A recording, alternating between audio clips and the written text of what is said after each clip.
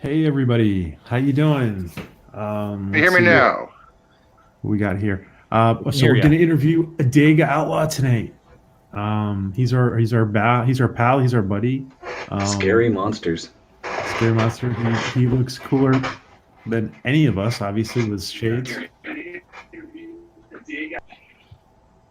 Oh, Yeah, man. He looks like he's ready to do like a slow motion kick, some wire fu. I used to do that. okay, let's see if we got rid of that echo. One sec. I didn't really I don't hear hear an it echo. anymore. Well, I think he's gone. We lost somebody. Yeah, it was Elihu. It was Poor Elihu. guy.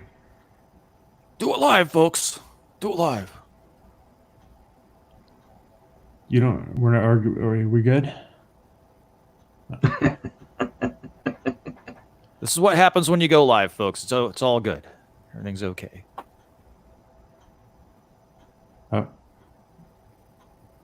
okay. All right. Sorry. So let's start again. um, I'm still hearing it actually. Huh. I'm not hearing any echo. It's good on my end. Really? Do you maybe you have the YouTube window popped up in a different? Yeah, it's usually There what we it go. is. Okay. Elihu, we'll we can fix the echo. All right, guys. So we welcome ADEGA, our friend, our pal, our chiropractic professional and author. Let's say hello to Alicia, Nerdy Blurb, Kathia, Ambassador. Um, and there's a couple of people in there who haven't written yet. So welcome everybody. So our panel is George Peter Gatsis, Wes Moody, Greetings. Elihu is fixing stuff, and our guest star for the night is ADEGA. So thank you for joining us, ADEGA, and thank you for letting your friends interview you. Oh, that's quite all right. I feel completely undeserving.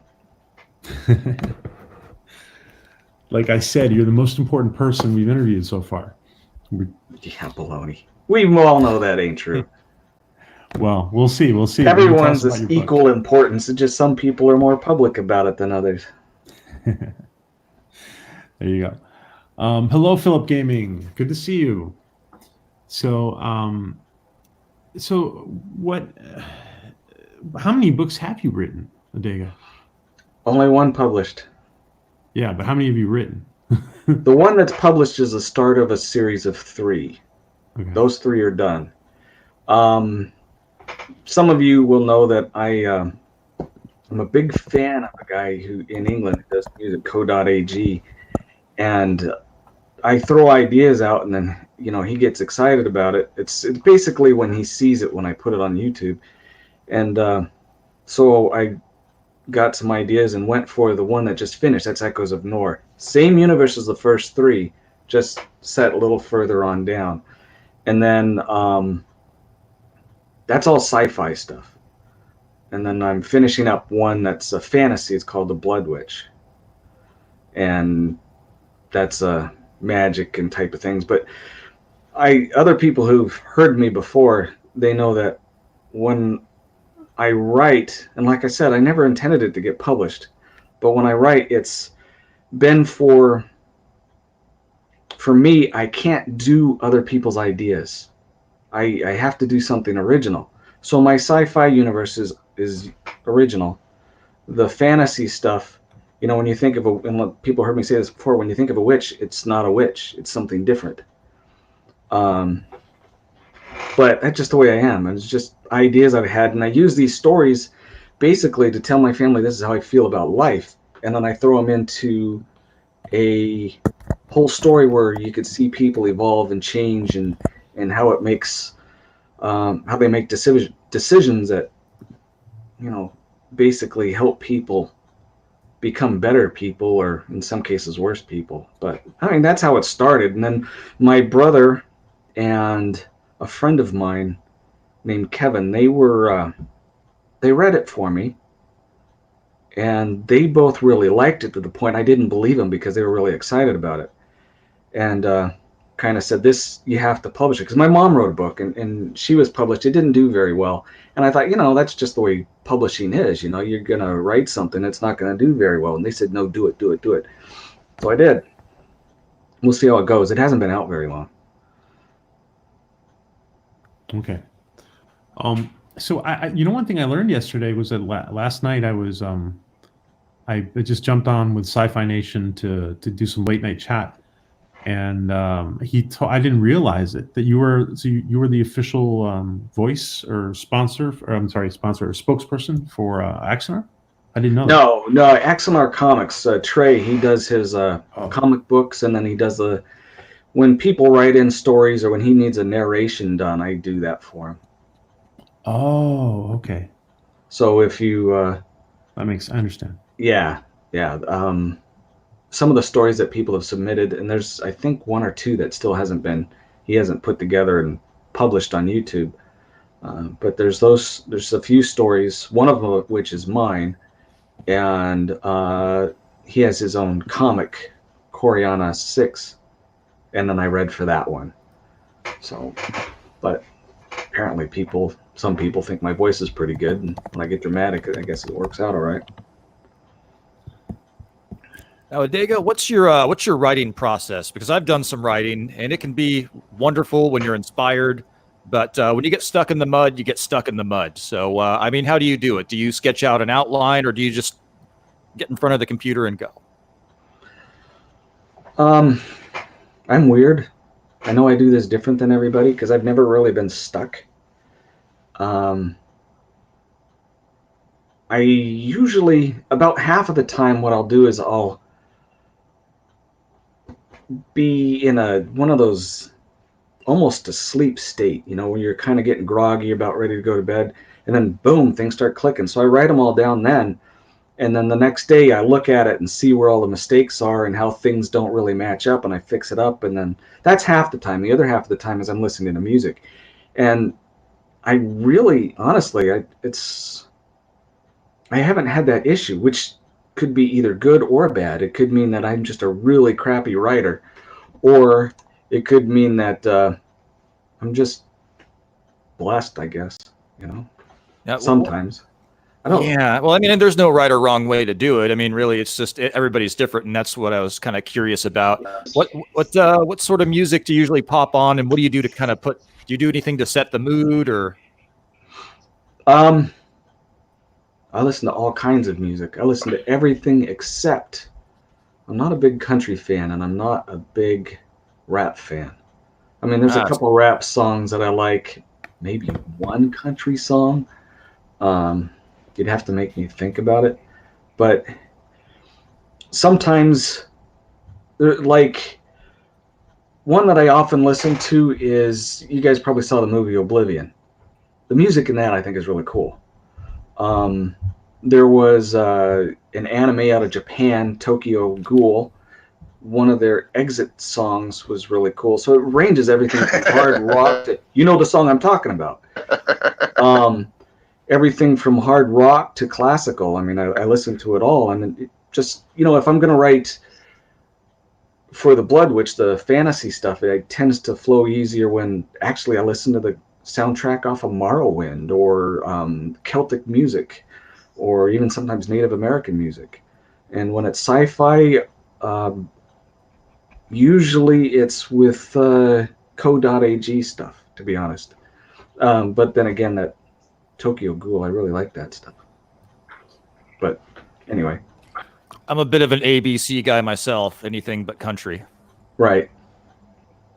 Something about the twang that just kind of, I could feel it in my head, and it doesn't get out, and it hurts, physically. It's painful. Sorry for you country lovers, but that's just the way I am. I'm with you, man. I'm the same way. I know exactly what you're talking about. Well, go ahead, William. Speak, man. And his mic's on. Uh-oh. You must have the Yeti. You just breathe on this thing wrong, and it goes out. Well, I have a Yeti. It doesn't give me any problems at all. I do everything on it. I got mine on sale. Maybe that's why. Have you placed any personal experiences and modified them to into your stories, like sprinkled them here and there? Some of the short stories, there's one in there, it's called Shadow Monster. That's pretty much, it goes through a lot of different experiences that I had in my life. You'd have to go into my playlist where it says odds and ends, and you'll see kind of like a wraith in front of a moon. It's called Shadow. That one does. The characters in there are, in any of my writing, I tend to pull out from people I've known, friends I've had, and use bits and pieces of their personality. Some of them are pretty close to what they're like, and others are just, you know, this person's a little aggressive. I can use that trait and add upon it. But I'm sure you know, because you know, you've done a lot of comic stuff. When you start writing someone, they become their own person and they tell you what they want. I know it sounds weird. See, you know exactly what I'm saying. I know exactly what you're saying. You know, after a certain point, you're just basically a witness, and you're just trying very hard to keep up with the narrative as it's flowing right out of you. You got it. Exactly. Exactly. I know that feeling. It's a magical moment. It's a magical moment. Yeah, and that book there, there's just a handful of people that I really deal with. I mean, it's a growing universe in that book, the one that you're seeing the image of. But when it gets into the other ones, then I start expanding, and there's more people, and trying to make sure you get the name straight and other things. It gets to be a little bit of work, but you know the person, not necessarily the name, and it's just like you said, they tell you what's going to happen. It's weird, but that's exactly what it does. That is one cool lie. I like that artwork. That is cool. a eye picture that I purchased. You can see that on, I think that one is on my Twitter. And then I gave it to my artist, and then she monkeyed with it. Part of evolution, people actually evolve because of a chemical in the story. And you can see the white ring. It's not because of the shadow, but it's the person is developing their evolution. So it's space. You know, there's some space. Actually, there's a lot of it in it. But it's more about people than anything else. So that was her vision. That's what she wanted to do. And I said, okay, here you go. And she made that up. She did the font. She did everything. And the publishing company said, okay, we like it. Boom. Yeah, font's pretty cool. I've not really seen that font, so. Yeah, I don't know where she got it from either, because I love on the that back font, of it, they couldn't match the font. They came close, but they couldn't do it. So it's close. So ADEGA, did you have any inklings of wanting to write when you were like a kid? Not to publish anything. This story, when I was like 11, 12, it was working in my mind. I've had it in my head my whole life.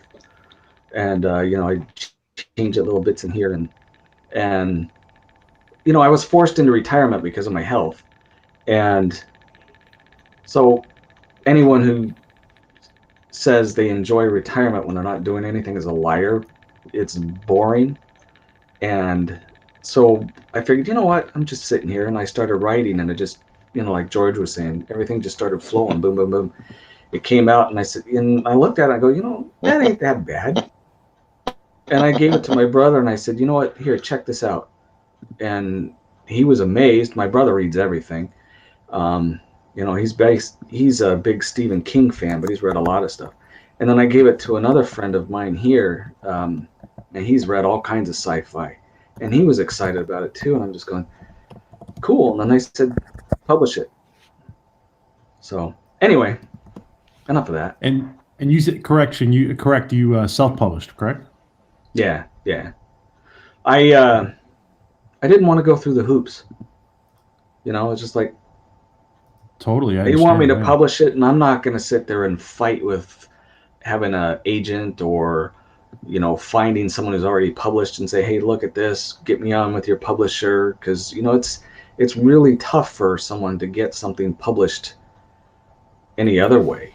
You really have to have either big connections or pay a lot of money to an agent. And I said, not worth my time. I was just doing this as a hobby. So anyway, and you guys, some of you have seen that short little minute segment that I did, and I've been afraid to look back at it, but last week, towards the end of the week, was it last week? Maybe it was earlier than that. I had looked on Amazon thinking, I just wanted to see where it was ranked, and it was 1,800,000. I thought, yeah, that's about right for an unknown publisher. No big deal, because I don't expect anything out of it. And when I went 4 days later, and it moved up to 300,000 on the bestseller, and I'm just going, what the heck? It moved up 1,500,000 in 4 days. I've been afraid to look again because I got so excited about that, but we'll see. We'll see. That's significant, actually. That is. Yeah, I was really surprised. It's a big jump. So since we got George here, George, do you want to? Is there anything you? Is there anything that that you want to? Maybe you thought maybe you connected or could connect with ADEGA on something. Like Yeah. I have a lot more questions. I just don't That want was nice, Ambassador. hog the interview. Oh yeah. Go ahead, George. Okay. Out of the characters, which one is closest to you as personal? Well, is there a mirror of yourself in the story? And secondly, is there a character in there that you literally had to just dream up from scratch?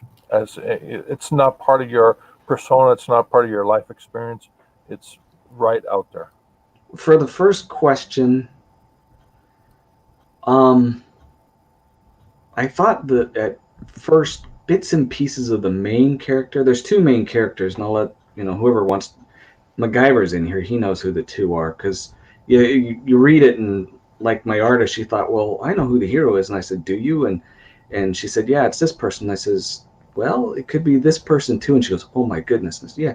Well, I put bits and pieces of myself in the one who most people think is the main character, but there was another one in the second book who took off, who has an awful lot of my personality.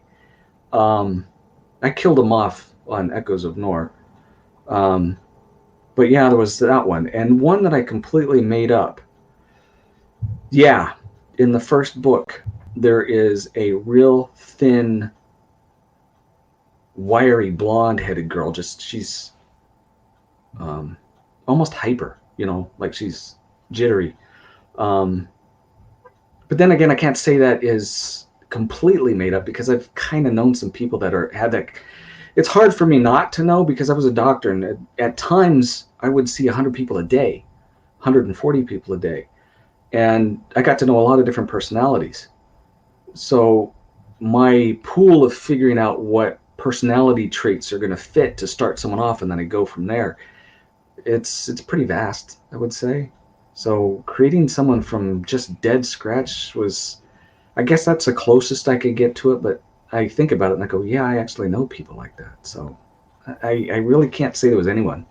Okay, here's a whammy. How long since you started writing did the characters start speaking for themselves, and you were just trying to keep up with the narrative as it was flowing through you into the typewriter, so to speak? First day. First day. Oh, that's fantastic. That's absolutely fantastic.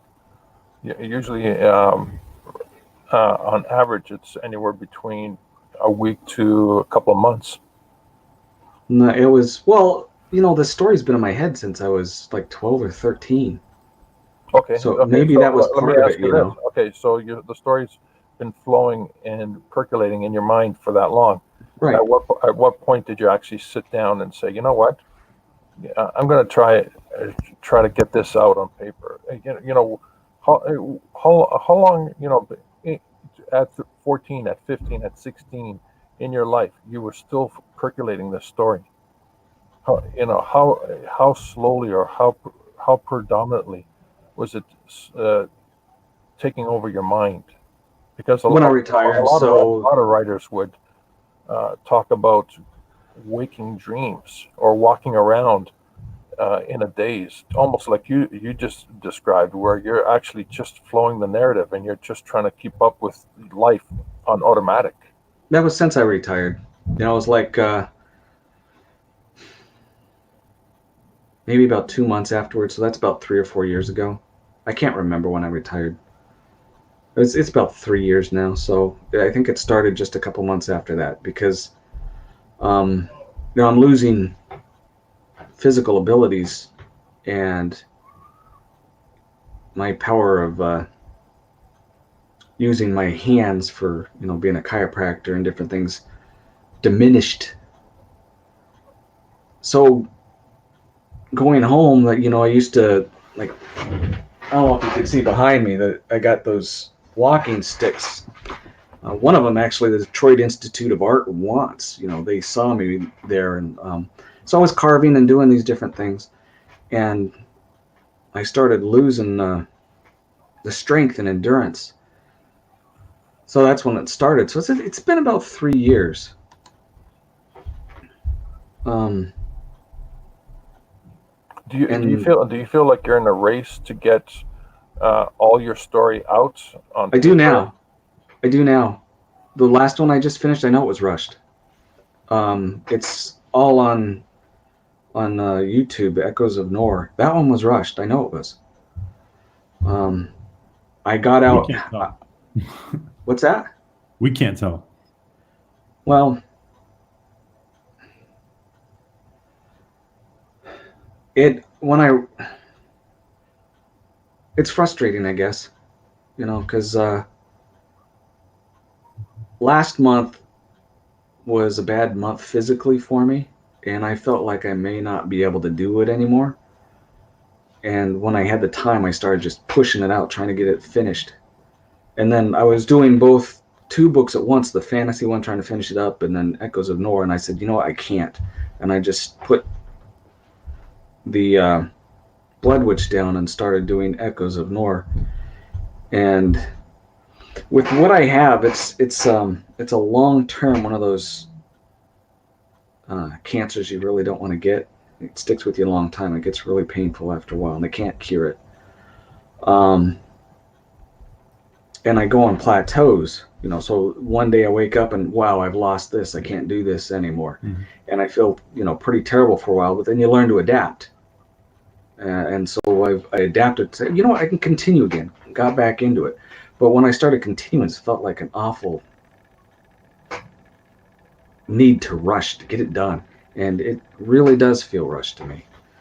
So if time permits, I'll probably go back and polish it, because everything I have on YouTube is basically stuff that I use to hear how it sounds, make sure I'm not repeating words too much, make things flow better. And they are different, because the book that you see the cover of, when I had it on YouTube, if you were to hear the way it is now and the way it was on YouTube, you'll be able to notice the differences. The story isn't different, the people aren't different, but you know, the phraseology and you know, I had to correct a few. There's some names that I had to fix, but either way, yeah, unfortunately I did feel rushed. I still kind of do. I'm sorry, is it a lengthy book? The first one, no, and as Trey asked me this too when he was talking with me, I call it a door kicker. Basically, if you were to put this into like a, well, let me see. I narrated it, so it would probably, for me to narrate it, if you were listening to one end to the other, it was probably about 2.5 hours, maybe 3. So it's a door, you know, it opens up the universe to you. The second one is bigger, and the third one is bigger than both of them combined. Oh, wow. So if this one does any good, if it makes enough money, then I'll just go ahead and have the other ones sent out too, you know, because it kind of leaves on a little bit of a cliffhanger, especially with the prologue. I read that the other day, and some of you guys heard it, or the epilogue, and some of you heard it, so you know that the story continues, and the universe gets a lot bigger. So you open up the door kicker, you can see out and say, whoa, you know, there's a lot more to this. Yeah. Now, when you were listening to George the other day, I think you were listening for quite a while. The whole time. Did anything come to mind when he was talking about bringing a project like to life in a different form, like from the written to the graphic illustration or something? Did any of that? Did you sense a desire to go in that direction? No, I wanted to tell a story. Everything else was just about the only thing I wanted to add to it was one, my feelings of what it means to be a good human.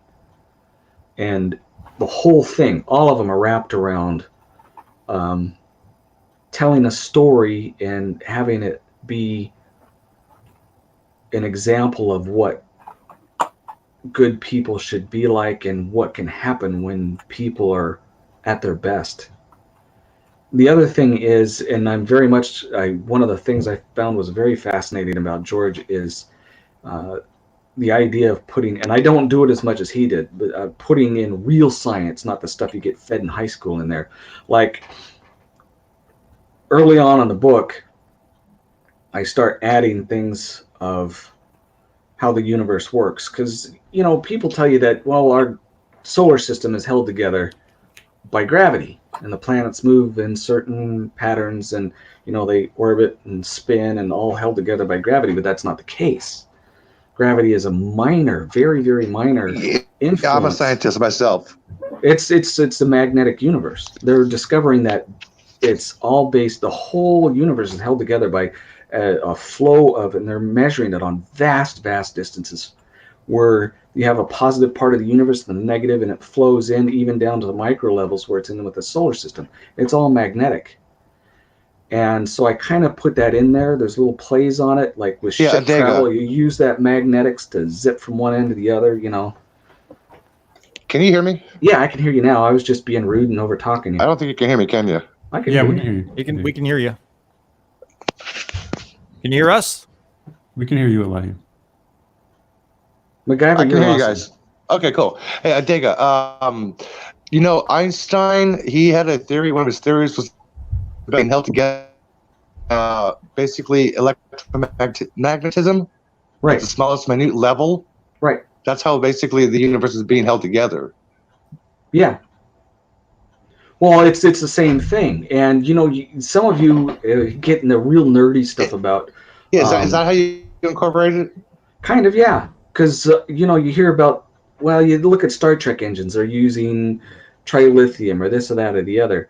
Well, we are basically surrounded by one big giant power source. And you hear people talking about having free energy or 0-point energy.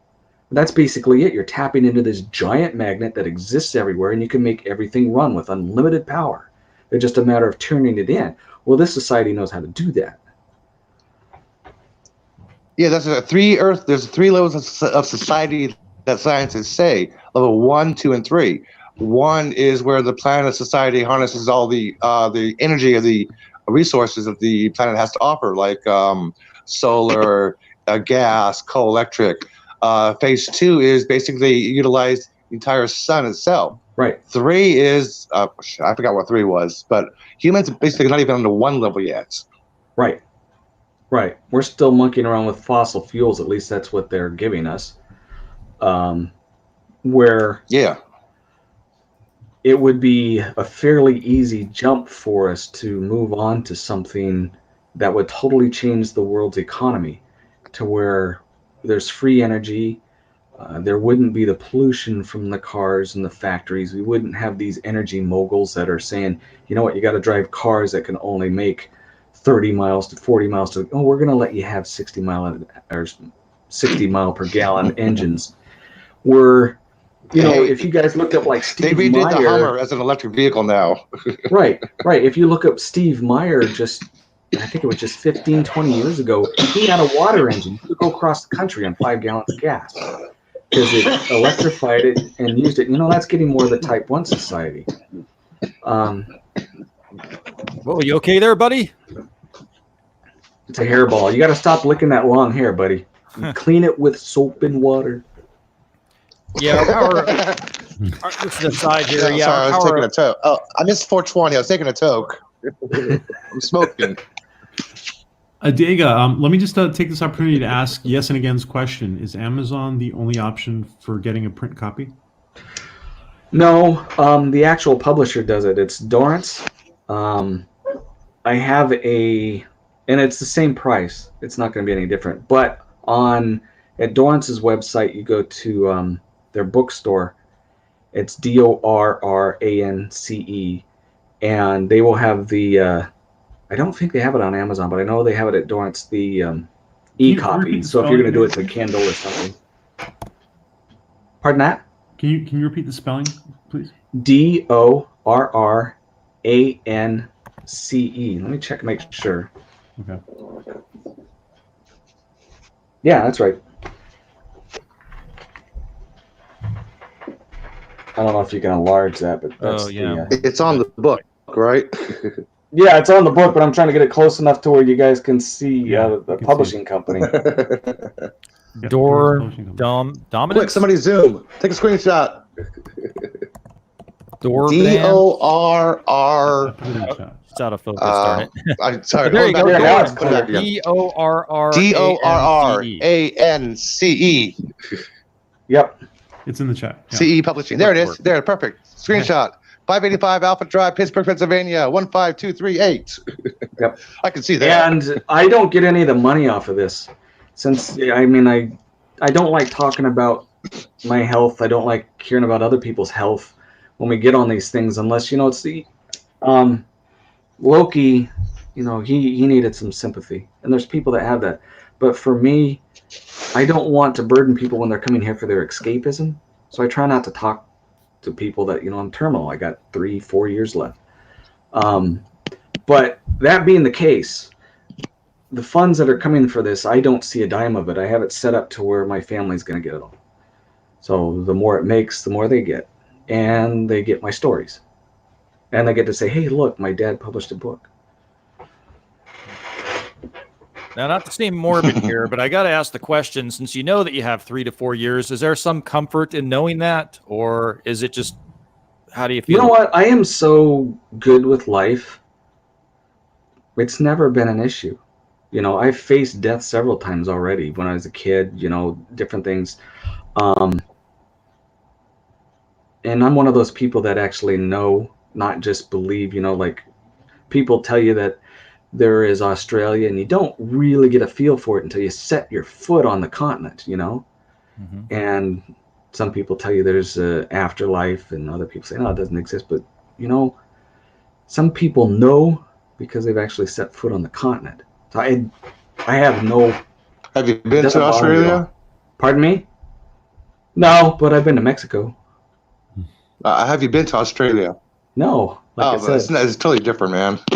Yeah, no. I have like a I couple said, I've been to friends who, Mexico. actually live in Australia. Yeah, it was just Yeah, they said that the only thing they saw when they went to Australia was... TJ is not representative of Mexico. Sorry. I'm getting... Yeah, Mexico does not count. The coolest thing I was told about Australia is when you look up, the moon is upside down. Were you standing on your head when you did that? No, I'm kidding. Bad joke, sorry. I think when you put the book up to the camera, somehow it got unfocused, the camera. You're a little unfocused. There you go. I think it's starting to. Then see if I move it back and it'll refocus it. That's naturally him. Let me turn my camera off. I'll bring it back up. Okay. I mean, you're fine. It's just you're just a little out of focus in case. Nope. Sorry, didn't mean to do that to you. No, he's got a white circle. Camera, the camera should be. You're still fuzzy. What's going on? Well, it's okay. We can see you. It's just.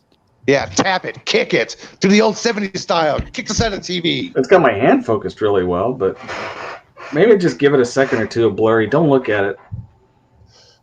Okay. Actually, I could take my glasses off now. You can't see me.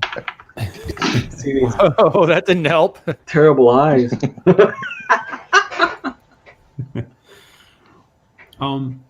Adega, do you want to be like explain to us a little bit more what you were doing with Trey, for example? What it is you're like? Give us an example of something you might do with Trey. Well, there have been some people that, Trey works with Axonar, Alec Peters doing the fan film for Star Trek. And he got this wild hair up his butt to start making comics related to this story. And actually, it's quite cool what he's doing. And I don't know how we got involved, but I guess one day he was on my YouTube page. And like I said, I've never promoted it. I've never really been that excited about doing that. And he said, man, he's got a voice I want to use for my comic. So he contacted me. And then he had me read for one of his comics it didn't have multiple voices. It was all narration. And so I narrated it for him. And then he published that on YouTube. And then other people had stories and says, hey, why don't you read their stories too? So I started reading their stories. And whenever someone needs some of that done for his stuff, I don't have a problem doing it. I just sit here and try and feel what's on the page and then put some emotion to it if I can. I'm not an actor by any means, but I try. Now, when I was Adega, Kathy said, put your hand directly in front of the eye. Then slowly pull your hand back towards the face. The can will refocus. Yeah, it's working. If it doesn't work, yell at Kathy. It worked. Yeah, it works. You're coming in clear now. Thank you, Casey. Slowly And now- pull your hand back. Got the brains in the audience there. And now say you're healed. Okay, yay! You're such a handsome guy, Dago. We wanted to see you properly. Now you're clear. Once I lose this weight. Sorry about that. Now continue. So, thanks. So Adega, when I was asking you the question before, I'm actually really glad you answered it that way. But I think what I was trying to ask you was, would you want somebody like George or somebody to like George would take it to in a different direction, like maybe towards comics? Or would you like to see your work on screen? Would you like to see it in a different form? No, like I said, I wasn't even interested for the first book. Okay. It was just my brother and this man named Kevin, really super nice guy in my family. We go out with his family periodically, or just his wife and I and my wife go out and have dinner and chat. And they gave me inspiration to do it. If it goes anything beyond the books, the only thing, and this is another reason why I set up the business, and a lot of you people will know about, the Phantom Menace and how it's, when they take mythology or stories or, fantasy where people have grown up enjoying the way things are laid out, and you have new people that come in and say, that would be great, but let's have it fit our philosophy and then it will be even better. Well, no, it's a reason why it's a classic and why it's so good and why so many people love it. It's because it's the way it is. And if people have that with my book or books, depending if they come out, then I want them to stay the way they are. I don't want people to monkey with it, start changing people's philosophy on life and changing politics or even throwing politics into it more than there already is.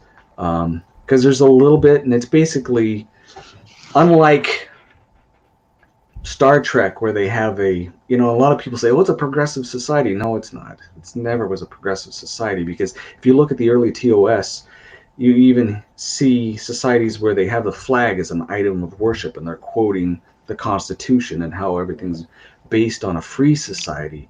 And it was originally set up to be, even in the next generation, as a free society. It's just that it became so efficient that they didn't need to have the work things. They went on to progress to, well, not necessarily progressive, that's a rough word to use because it has a bad connotation, but they went on to move to a better type of system. It doesn't mean that they believe in a socialist society. It just means that they have a better way of doing things. And right now, the most efficient way of doing things is the way that free economies are set up. And in my book, it's set up as a free economy. But there are offshoots where people will move away from what we call the stellar union. And if you guys watch co.ag, I'm going to plug him because he came out, and he hasn't put them out yet, but he let me preview them. There's some stuff coming out that he has based off of my books, which is just amazing. And it's called Stellar Union, main title, but it has other titles underneath it. But, you know, you got this, think of it being like you got a great society, but people wanted to move out, so they start up little satellite ones and screw it up. Anyway, go ahead. The picturesque of Star Trek being a free society, I found it best explained in Generations when Picard was named that humans no longer work for money. When she says, "You guys don't get paid," he's like, "No, we work to better ourselves." That's like a free society. It's like nobody strives for our economy anymore. Right. And is they're that working something similar to evolution? No. There they work. Actually, it depends on which planet you're on in there. And I don't jump around a lot. Like I said, it's basically about the people, not about the politics and stuff, because they follow their dreams. And people on Earth live such a perfect society in the book that they've lost what it means to be human. That's one of the first things, one of the main characters, he gets off of Earth and he starts seeing these people in other places going, man, these guys know how to live life better, but they're working harder. They're experiencing more. Instead of having everything lined up to where, you know, you lose a limb, so what? We'll grow another one for you. Well, these people, you lose an eye, you lose a limb, you don't have all the benefits of these, what they call the homebodies, or these people at Earth. They have to actually experience life. They feel grief more, which is a good thing, I think. So I've always had a strong belief, and I think it's because of my parents. Since I was adopted, they're much older. They passed away a while ago. That hard work makes the person. You know, whether it be hard work for something that you love, hard work for someone that you care for. Because if you don't do that, and trust me, I know by being retired, it takes something away from you. And just to, you know, sometimes the way I hear of people talking about that perfect society where Picard says, you know, I think of, you know, someone just sitting on a cliffside doing paintings all day. There's nothing wrong with painting. But, you know, like with George, he does painting, but he does writing. And then he tries to share with the community and present messages. It's a work of bettering our society because he adds so much to it. Where if you're just doing stuff to goof around, you know, like living on a Ryza, new cultural development. Right. You need to be, because humans are a social being, whether you like it or not. You know, some people don't like to be connected, whether it be in a community or in a small group. But our health is best when we are, and I know that from a chiropractor. You know, all the healthcare sciences, when we are connected, we're better. And when each person in that connection works to better the group, then the whole thing becomes better. And that's the whole, one of the big messages in the book is bringing that together, bringing out the best in people, not just enjoying the fruits of somebody else's labor so you can screw around or go skiing every day, you know? You know, Just an aside here. I got run over on my bicycle by a truck, and the chiropractor put me on the road to recovery much faster than I would have been if I hadn't gone to one. Well, I could tell you stories. I broke my neck when I was 16 playing football and was paralyzed. And it started coming back, so I had enough of it to get up and move around. So I went to my chiropractor, and he said, "Yeah, you broke your neck. Here, let's." He went to work and took care of that. You fractured your neck playing football? Yeah. Yeah, a guy landed on it, and then a big bang, and my buddies, I'm laying on the field, and it was just jungle ball. It wasn't, like any organized sport. And my buddies came up and started kicking me, saying, you got to get up, you got to play. And I couldn't feel it. I couldn't move. Eventually I just laid there for a little bit, and then, hey, thanks, yes, and again. I always say yes to her. But the feeling started coming back, and then I was really cautious because I had the sneaky feeling because I heard this loud bang and my neck hurt and things were tingling. So I went in there and he checked it out, and he said, yeah, it's what happened. And, chiropractors, we don't just snap, crackle, pop. It's different than that. We work on the nerves, the good ones anyway. And that's what he did, and I complete recovery. You could take an x-ray and you could see where it was broken because it never quite healed completely, but I have full function. Oh, wow. I'm curious. What is the elevator pitch for your story? Elevator pitch. I don't understand that. The short paragraph or sentence that describes your story. Like, for instance, like in Star Wars, a young farmer boy has to save the galaxy from evil despot. Yeah, that's something short like that. I would be actually curious to hear that too. Just a summarization, a very quick summarization. Yeah, I'm trying to think of doing it because I've made it so big, it's kind of hard. Well, the first book would be one person or a small group of people opening the eyes of their society to what is really going on. Nice. Through a series of circumstances, some good, some bad, that really change their outlook on the universe. And I think that's why my artists had that eye open, not just because of the ring and the evolution mark, it's because the universe is different than what they thought it was. Just kind of a brief thing, I'm not giving too much away, but they thought they were the only ones in the universe. They didn't know that early on there was a breakaway society that was from humans that was out there eliminating competition and stealing their tech and sending it back to Earth. And that's why they became so advanced so quickly. They had no idea. But it's how they figure all this stuff out. Does that help? Yeah, it did. And now the next question is, who is the bad guy? Or what is the driving force that propels your heroes into action? The first book, it's that breakaway society, trying to expose them.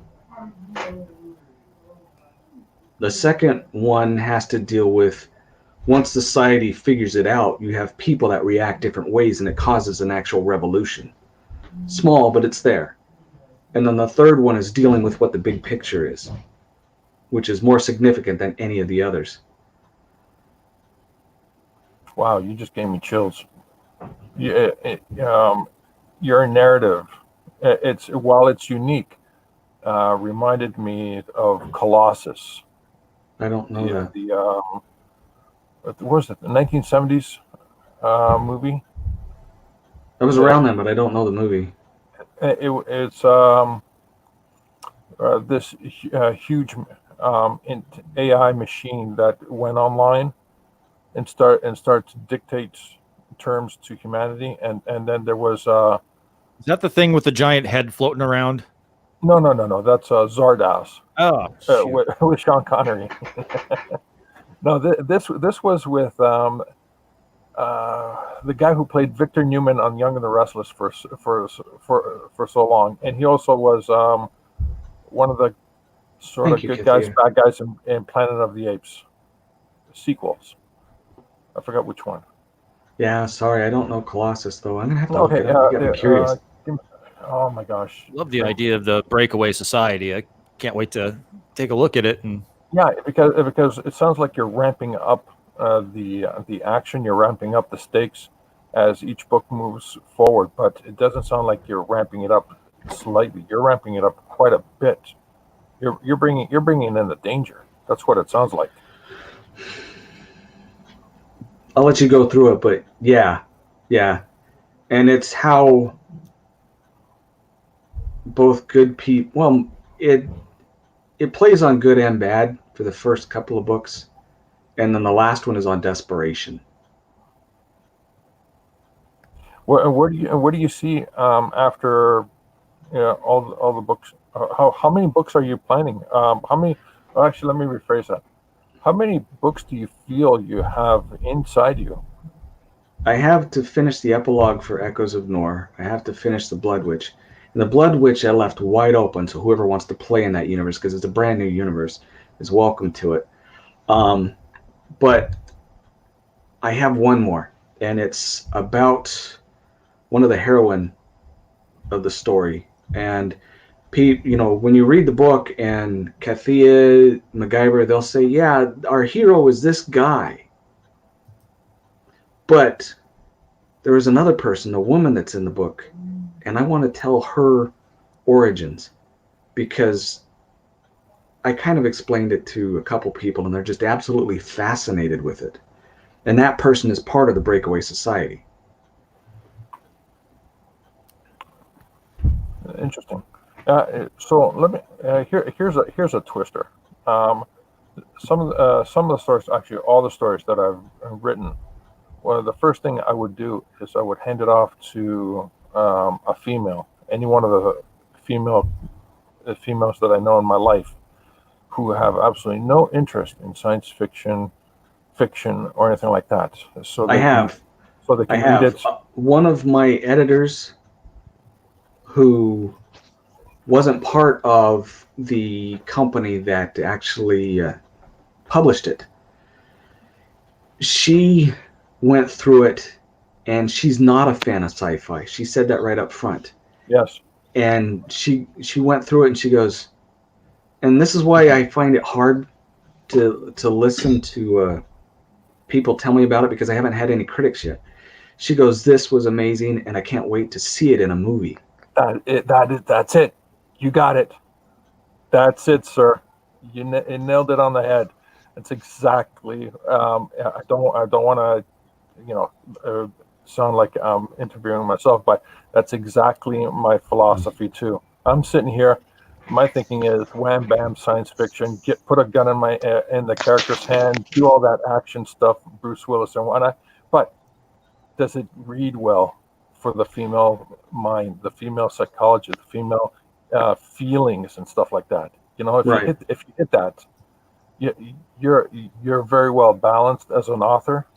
Well, she liked it. She liked it so much that she didn't charge me for it. I was expecting to pay $200 for her to go through it. She says, "No, I'm not taking a dime. I'll just enjoy the movie." And it blew me away. I can't believe that. That's absolutely beautiful. It is. That's a great place to be. That's absolutely a great place to be. Let me just say that the ambassador has joined us. Welcome, ambassador. He was. Hail the ambassador. Oh, and he just left. Oh, whoops. Sorry. Probably pressed the wrong button. He's Happens to gone. me all the time. Did we just call the ambassador 3 times? Because if that's the case, then he disappeared.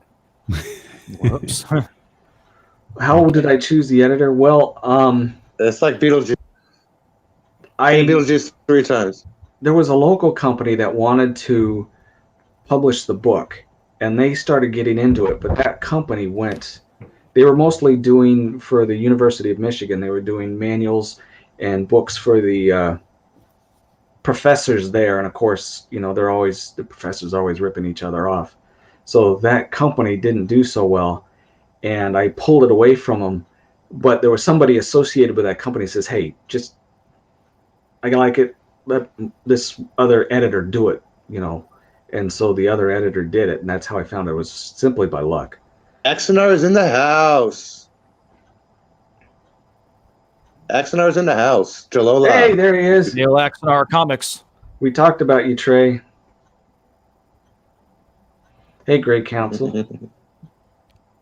It's nice to be able to see. You mentioned I think 0 point energy and how energy is used in your book. Right. And so, yeah, can you expand a little bit on that? For example, we're talking about kind of the economics of it and how it changes the economic system. And you know, right now, really, and you mentioned the reason we're using petroleum, and the reason we're basically using petroleum is because of the petrodollar. People Right. don't, if they don't need to use petroleum, they don't need dollars, and that's why we're using petroleum, basically. And so, what's your take on that in the book? I didn't. Well, Did you for not? energy, I mean, you probably didn't go that deep into it, but I I was didn't just give a kinda- history of other than I told you about that breakaway society that was feeding humanity because they weren't Whoa. completely bad. They were just a little bit My bad. power just flickered. But they don't have And power I'm issues sorry, at guys. all. They have, you know how like in Star Trek you have these, and they're based 200 years. Orville's 200 and some odd years in the future, and they have these replicators. Well, imagine going 800 years in the future where you no longer need that unit. You can wear a piece of jewelry, and it does the same thing. You want to change your dress, boom, it changes on you.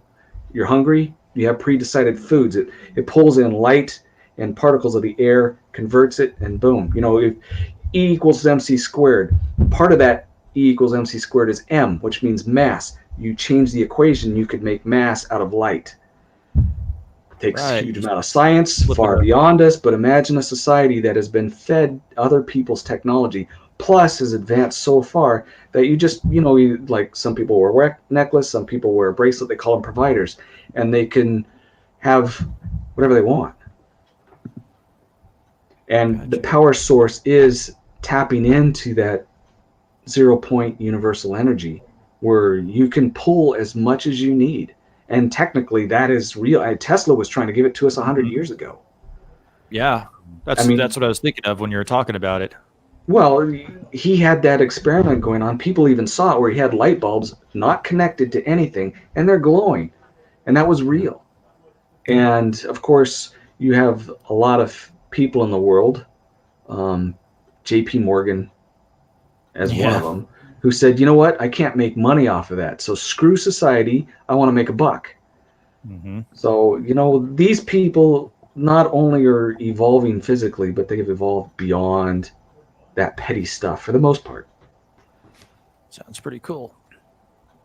Well, I hope so. I do. Well, I think we need a vision of the future with that, for sure. Absolutely. Another thing, too, is, and I keep hearing this, and I don't like jumping on other people's streams and saying, oh, look at this. But, you know, we have our beloved franchises, and this was strictly for me, but if other people want to go for the ride, that's great. And they're being altered from what we like. Some people don't mind it because they like the way it's going, and the majority of the people were so... I mean, imagine trying to rewrite Poe and saying this is what Poe meant. But that wasn't what Poe meant. You know, you're trying to say Tolkien meant this. Well, that's not what he meant. This is what he meant. And since these things are all being altered by people who don't have a real good vision, but they have a lot of money, I decided, you know what? Here's my universe. My family can have this. And like I said, other people like it. So they're just, you know, I can't believe it jumped from 1.8 million on Amazon to 300,000, and I'm afraid to look because it did so well. I don't want to go back and look at it. Yeah, I can't wait to pick it up. Yeah, I mean, exactly. I mean, when we're talking about like, I think I was talking about the other day a post-Phantom Menace world, and post-Phantom Menace world that I'm talking about is us and you making our own things and our own universes and our own creations, and just kind of, you know, just turning our back and getting to a point where we're not angry anymore, but just resigned and walking away from all that corporate crap that's being shoved down our throats right now. Well, that's where the story starts off. It's on Earth, and that's what it's like. Except there's a part of humanity where you don't have struggles. You lose something key. You know, there is an advantage. And then I'm coming from a medical standpoint, but also I have a pretty good psychology background as well. Imagine going to the gym and thinking you're going to gain muscles without working out. Well, imagine having a society you think is going to be perfect without having stresses on it. You don't know what to conquer. You don't know when you're going downhill. You don't know how to improve things. unless there's some kind of pressure on it. And the people of Earth didn't have the pressure. So when the crap hits the fan, then Ambassador says he wants in. When the crap hits the fan, the people who have been coddled and lived in this wonderful world, they feel the stress different than the people who have been out on the fringes of society and actually know what it is to hard work, know what it is to lose people in accidents. There's a balance there. And I love the idea of everything being wonderful and beautiful and everything, but we still need a struggle. Otherwise, we're not human.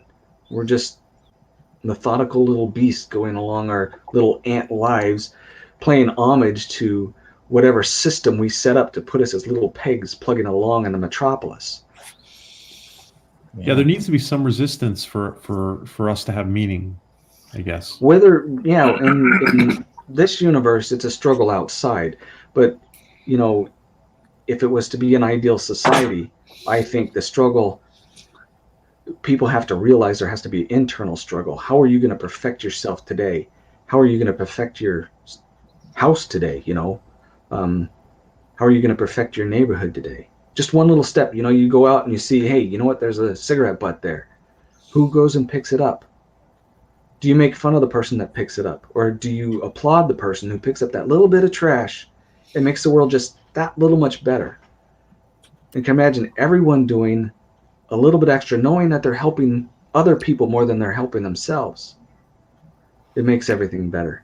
Not just on a mental level, not just on what you see, but there's a quantum connection as well. That really, you wake up in the morning and you feel better simply because somebody yesterday had cleaned up something along the side of the freeway. And there's reality to that. It's funny you mentioned that because I actually swept up all my neighbors' cigarette butts the other day. And yeah, I think it did make a difference because I don't see them tossing cigarette butts around anymore. So the Grey Council was telling us Wardenclyffe Tower is the name of Tesla's tower. Thank you, the Grey Council. I love it when people have the answers because I know facts and figures without names and dates and places. And plus my memory's going. I was on those medications for pain a couple years ago. Well, actually I got off of them a little over a year ago. And man, they monkey with your head. It's far better just to learn to deal with pain than to take medication unless you're under some serious stress at the time.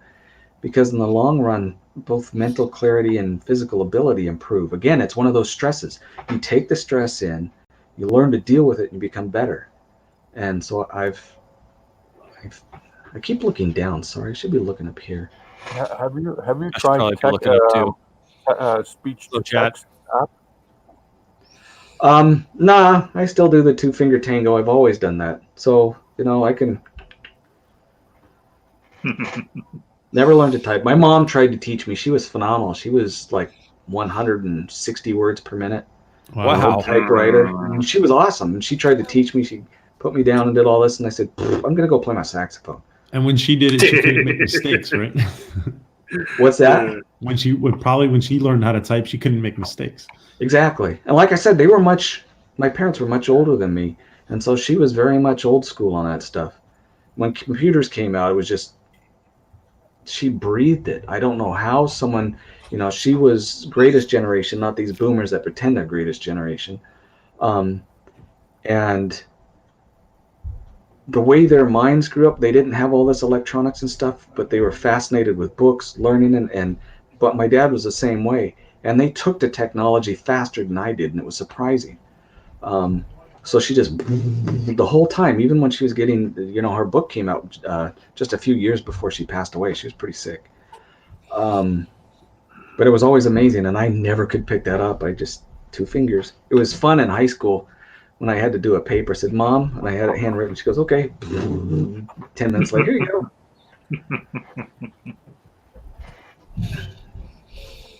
Yeah, 160 words a minute. That's like Mr. Data level data entry right there. I think the world record is in the 170, 180s. So she was somewhere really along fast. there, She was really fast. Yeah, it's pretty amazing. Yeah, it's interesting that you mentioned that too, because my grandfather, he was, I guess, the silent generation. Yeah, he was like an early AOL adopter, and we were all shocked by it.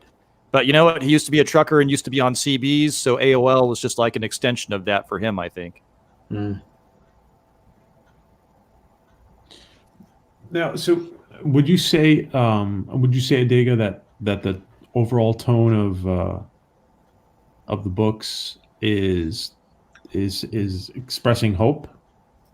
Yeah, that was the word I was thinking of. It was the exact word I was thinking of. I'd say it's a very admirable thing. Because like I said, when I did it, I wanted to tell my ideas of what it meant to be a good people, to be human, to be truly human, not to be an animal where you go out and you kidnap people, or you go to the store and start kicking down signs because someone didn't have what you wanted, you know, or when you're on the freeway and someone thinks you cut them off and they start hunting you down. That's ridiculous. That's not human at all, and that doesn't make anyone feel better. Not the person who got cut off, not the person who did the driving. Nothing good comes of any of that. We have to move beyond that if we want to do something wonderful with our world. Yes, I'd agree with that wholeheartedly. Absolutely. Well, and if I might interject something for Please, for a minute. Professor. Okay. One thing that I think is lost when we talk about organized religion of any kind, be it Christianity or Judaism or even Islam, is we get muddled down in the idea of trying not to offend anyone with the fundamental ideas of a particular organized religion. Now, my perspective when it comes to my Christian faith is, while I recognize that it is an organized religion, it was not always so. It was primarily the message of the man, I consider him divine, Jesus Christ, Son of God, who came into the world and was bringing a message of hope to a people that had lost hope, and that being specifically the Jewish society that had lived under the imposing rule of the Roman Empire for a number of generations, and who their own people had in some ways betrayed them. And what Christ brought to the Jewish people was this message of hope, this message of fulfillment of prophecy that was told through the prophets of the Old Testament. And what he sought to do was not just preach this message of hope and reconciliation with God, but he also brought this message of loving your neighbor as yourself. And that right there is one of the core fundamental ideas of the Christian faith and even of the Jewish faith. While they don't recognize Christ, they do recognize, obviously, God. And I think one of the problems is with what I would term modern Christianity or contemporary Christianity is that for the longest time now, it has had a very negative connotation or a very negative perspective from people outside of the faith. And I'm not saying that is undue, because unfortunately, the Christian faith in some aspects has, well, to be blunt, screwed the pooch. And that message of hope and reconciliation with God has been lost in the muddle of everything else that's been going on with the Christian church. And one thing that I believe very staunchly and very wholeheartedly is the church as a whole, regardless of denominational boundaries or divides, needs to get back to, in some ways, a more simplistic message of bringing hope to people who seem not to have any. And that can be expressed in a number of ways. And one of them that people have brought up in the chat is doing simple acts of kindness.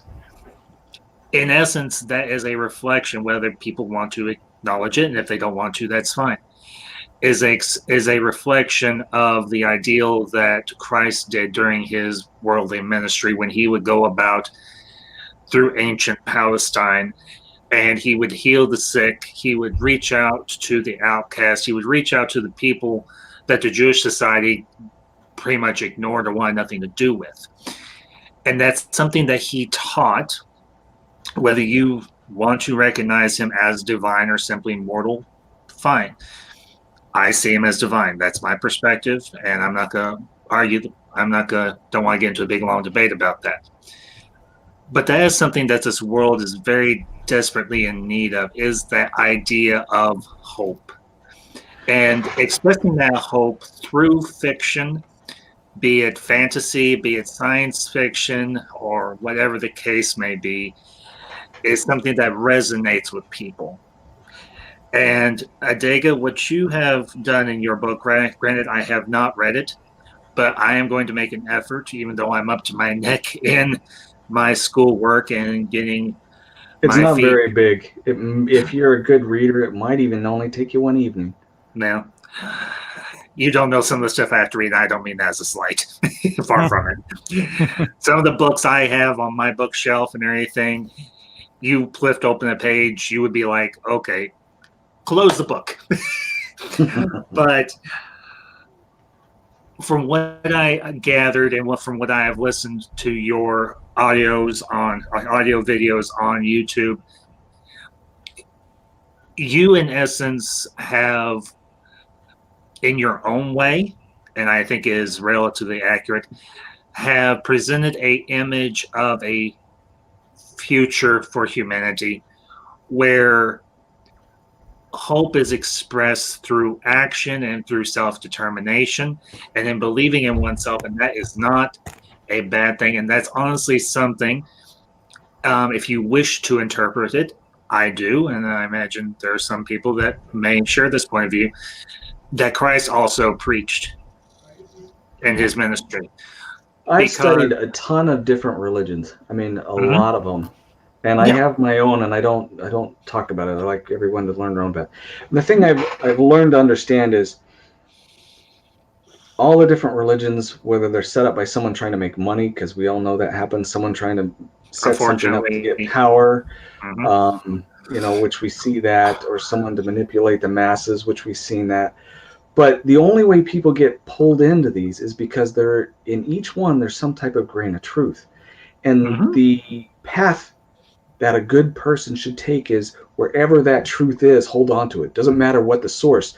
So you may have a Jewish friend, you may have a Christian friend, you may have a Muslim friend, and they're that reason because there's some grain of truth in that. Yes. Pull those together, hold on to what's true, and stick with what is right. And you could ignore the bad stuff. Just let it go. And if everyone did that, we'll all be. It's not all roads lead to Rome. It's the right roads lead to Rome. The right roads lead to the truth. Well, and you bring up an interesting point, and this is something that most people may not realize. The three major faiths, organized faiths, that being Judaism, Christianity, and Islam, do share a common tie in a loose sort of way, and that is, up to a point, the Abrahamic narrative in the Old Testament, because all three major religions recognize Abraham as a patriarch. I know that's a word that's not particularly popular nowadays, but it's the most accurate one. We refer to, even in the Christian faith, we refer to Abraham, Isaac, and Jacob as the great patriarchs of the Jewish faith. And Islam does the same. Now, they diverge rather drastically, in particular when Hagar and Ishmael are sent out into the wilderness and what have you. But for the most part, Christianity and Judaism do share many different common ties, and one of those is this idea of hope for the future of humanity. Now, for the Jewish Well, people, that I is, just interrupt. Tink said something too, because you focused on three, but I have studied Buddhism. Yeah. I've studied Shinto, believe it or not. I've There's heard a of lot it. of different ones, and they all have bits of truth in it. Not Yes. all of, there's Well, eventually you get down to the one right one, but mhm.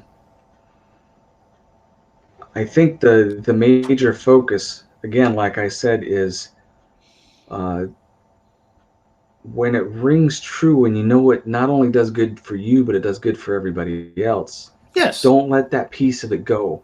No. I don't care where you start off at. If you can, meditation's good for you. Where do you get that? You get it from, different groups. Yeah. Praying's good for you, and it's good for a lot of people. Where do you get that from? That's from, and if it works and it's been proven, stick to it, and you'll keep finding more and more light. Again, white ring evolution, getting better. It's all part of it. Yeah. And Let's not. I no, you're fine. love to talk religion with you and history and stuff, but Yeah. that's between you and I. We got other people that I noticed Yeah. the chat's changed. Yeah, So let's go ahead and move on. Yeah, Let's, absolutely. Let's try to focus on the book, guys. Sure. Right now, I think it's actually good that we get philosophical, but let's go. I know George has a couple questions waiting for ADEGA. Yeah, thanks. Is there any visuals at all that you have in your mind's eye that you think you can translate into illustrations?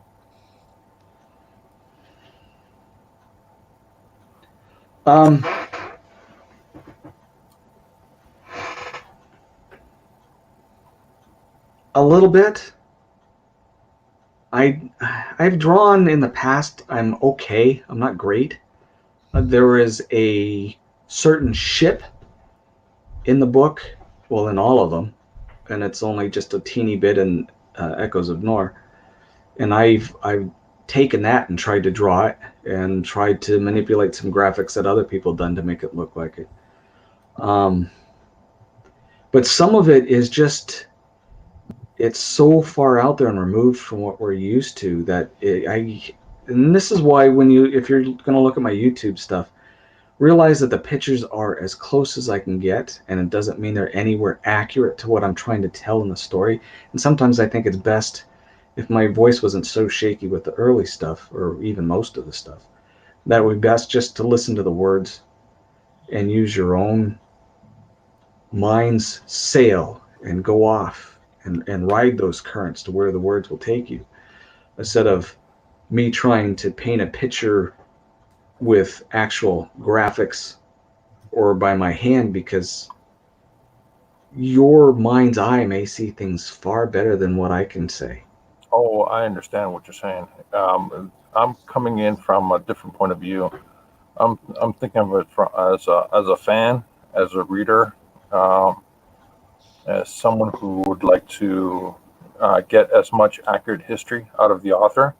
As an example, when the Mountains of Madness were as a story, or the War of the Worlds and stuff like that, when the author when the two different authors wrote this, the H.P. Lovecraft and where's it? Orson Welles? No, not Orson Welles. H.G. Wells. H.G. Wells, right. When they wrote that, they had a descriptive, but none of those authors at that time actually committed to paper what was in their mind's eye. And we've lost in history originally, because everything after they put it to the written word, it's all been an interpretation by an artist at that time, and then from there other artists reinterpreted from the first artist who interpreted from the first text, so to speak. In this case, even if it's just a sketch or stick figures or anything like that, it will solidify in history, in your legacy. 100 years, 1,000 years from now, when someone picks up the book and say, this is the author's book, and here is what the author's mind's eye was at the time, because the nuances of culture in the future will greatly change, possibly to a point where we couldn't even fathom, what was the original intent of the author. I have two things with that. One is that's assuming my book even gets to a point where people are going to want to read it in 50 years from now. The other thing is I don't mind about the visuals.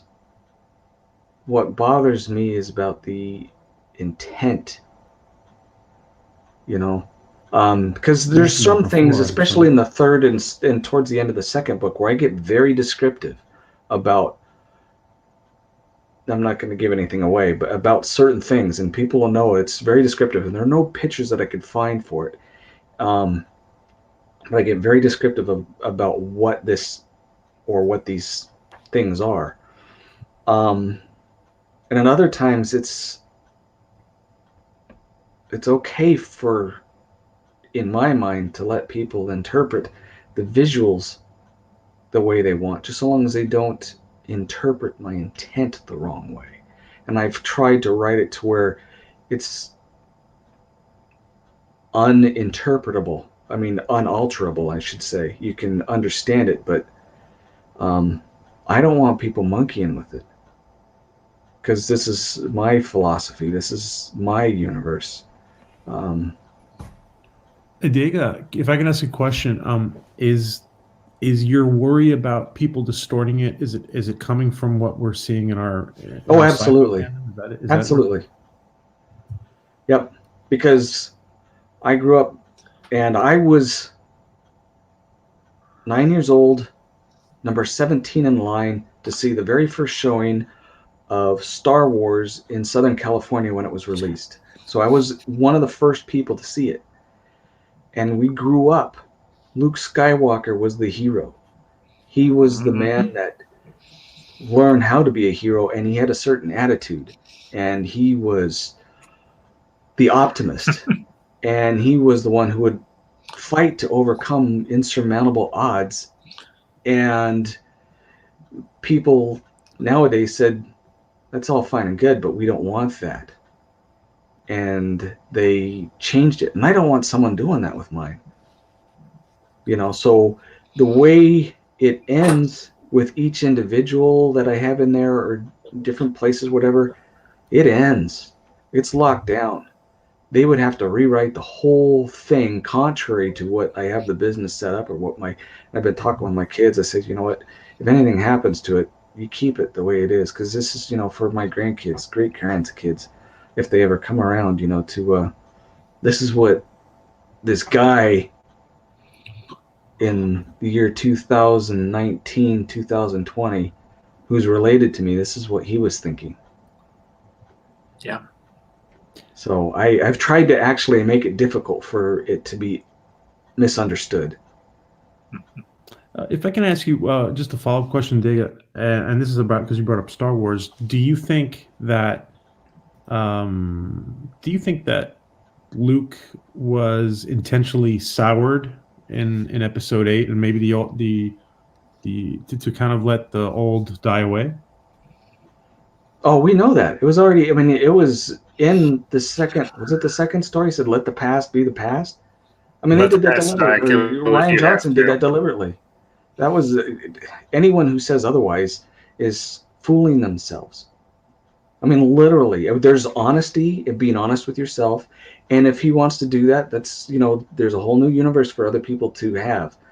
But to stomp on somebody else's ideas like that, I think that was insulting. Yep. I agree. I saw that, Eccleston.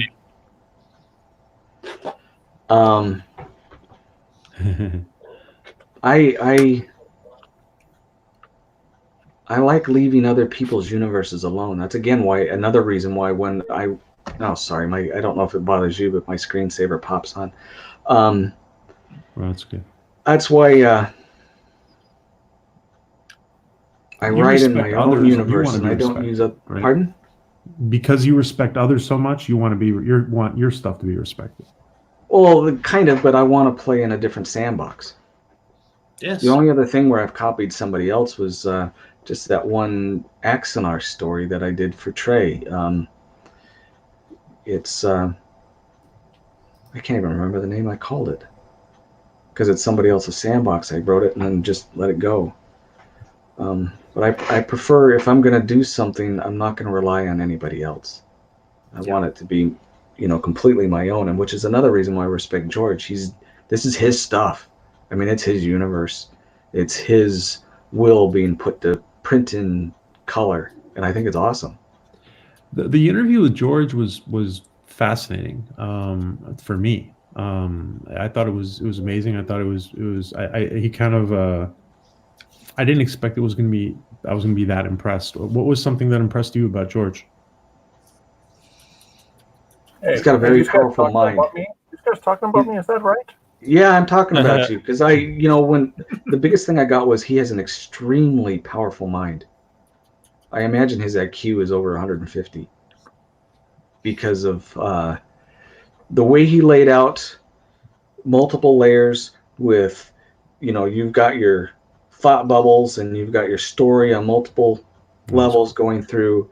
And then in between the lines, you have your narrator, a set of, trying to figure it out. It was all laid out with a multiplicity of dimensions all on one page. And I sat back and thought, that guy is very, very smart. Not only is he talented, but he's got a really, really good head on him. I think that more than anything was the biggest. I mean, you can appreciate people's artwork. Some are better than some others. You can appreciate people's writing. Some are better than the others. But the biggest thing for me was, and plus he has a scientific mind, was he's sharp, very, very sharp. And I appreciate that. I mean, I love everybody. Sharp, yeah. But when you see a brilliant mind flower, to me, that's kind of a miracle. Or a savant when they can hit a keyboard and they have no other skill, but the music comes out. There's another miracle where it's just something that all of us need to hold on to. Yeah. Whether we pay a lot of attention to it or not, just recognize that there are these phenomenal gifts that are given out. And we should just, sometimes sit back and say, thank you for sharing. Mm-hmm. Yeah. Here's an interesting thing that I'm kind of keying in on here, and that's that George Lucas actually had a brush with death, and that changed the direction of his life. He was in a serious car accident, and that's when he decided to get into movies and storytelling. Mm-hmm. Sometimes it opens your eyes. We talked about that earlier, I can give you one instance because I've had several. And before ADEGA answers, let me just say, Roddenberry did too. And he had a plane crash. He survived. Right. Yeah, I think that's right. I've had a few, but one of the ones that kind of, and it started a more vivid, I can't say it was the actual start, but a more vivid path about what it means to help other people. Because there's a river in Southern California it's a small little thing, and sometimes it's not even there depending on the rain, and we got a bunch of our canoes and some of our buddies went out and we were canoeing. There's several groups. My brother, who's much older, like I said, my parents are much older. They had kind of like a first family. They're 20 years older than me, and so he had his kid with them, and they were little and I was little, and I was canoeing with one of my buddies, and we're going down this little river. And we saw a little sandal floating by, and I thought it was my brother's kid's sandal. So we decided to go get it. Well, the river had forked, and we did something stupid where we went sideways along this fork because it forked and then came back together. And then when we turned sideways, we didn't make it either edge, and it kind of went quick. So the canoe capsized, hitting the edge. I went under the canoe, and of course I wasn't wearing my life vest. The water was cold, and I got pushed down with the current and was bubbling underneath. And I tried to get up, and I kept hitting the canoe above my head, and I was getting weak because of the cold, and I thought this was it, And all of a sudden, there was the Lord of the Rings did it really well when Frodo saved Bilbo, or Sam, yeah. Mm-hmm. I know the same. and you could see that hand, and I was like, where it came out and how my friend was able to find a branch to climb out on, reach so far down in the water and pull me out. And I'm just like going, wow. And I still thank him to this day for that, you know? Well, and if I might say it, David, the thing that we've all touched on here is it sometimes takes a brush with one's own mortality to really give us a swift kick in the backside to say, hey, you know what? I've got an idea in my head. I've got an image. I've got a story I want to tell. I'm not going to waste any more time, and I'm going to go out there and I'm going to tell that story. For George Lucas, it was a car wreck. For Gene Roddenberry, it was for a plane crash. For you, it was a number of things. But the thing is, you started when the lightning struck. In a manner of speaking, I know I'm that's actually not a bad point. So, but the thing I would ask you is, considering you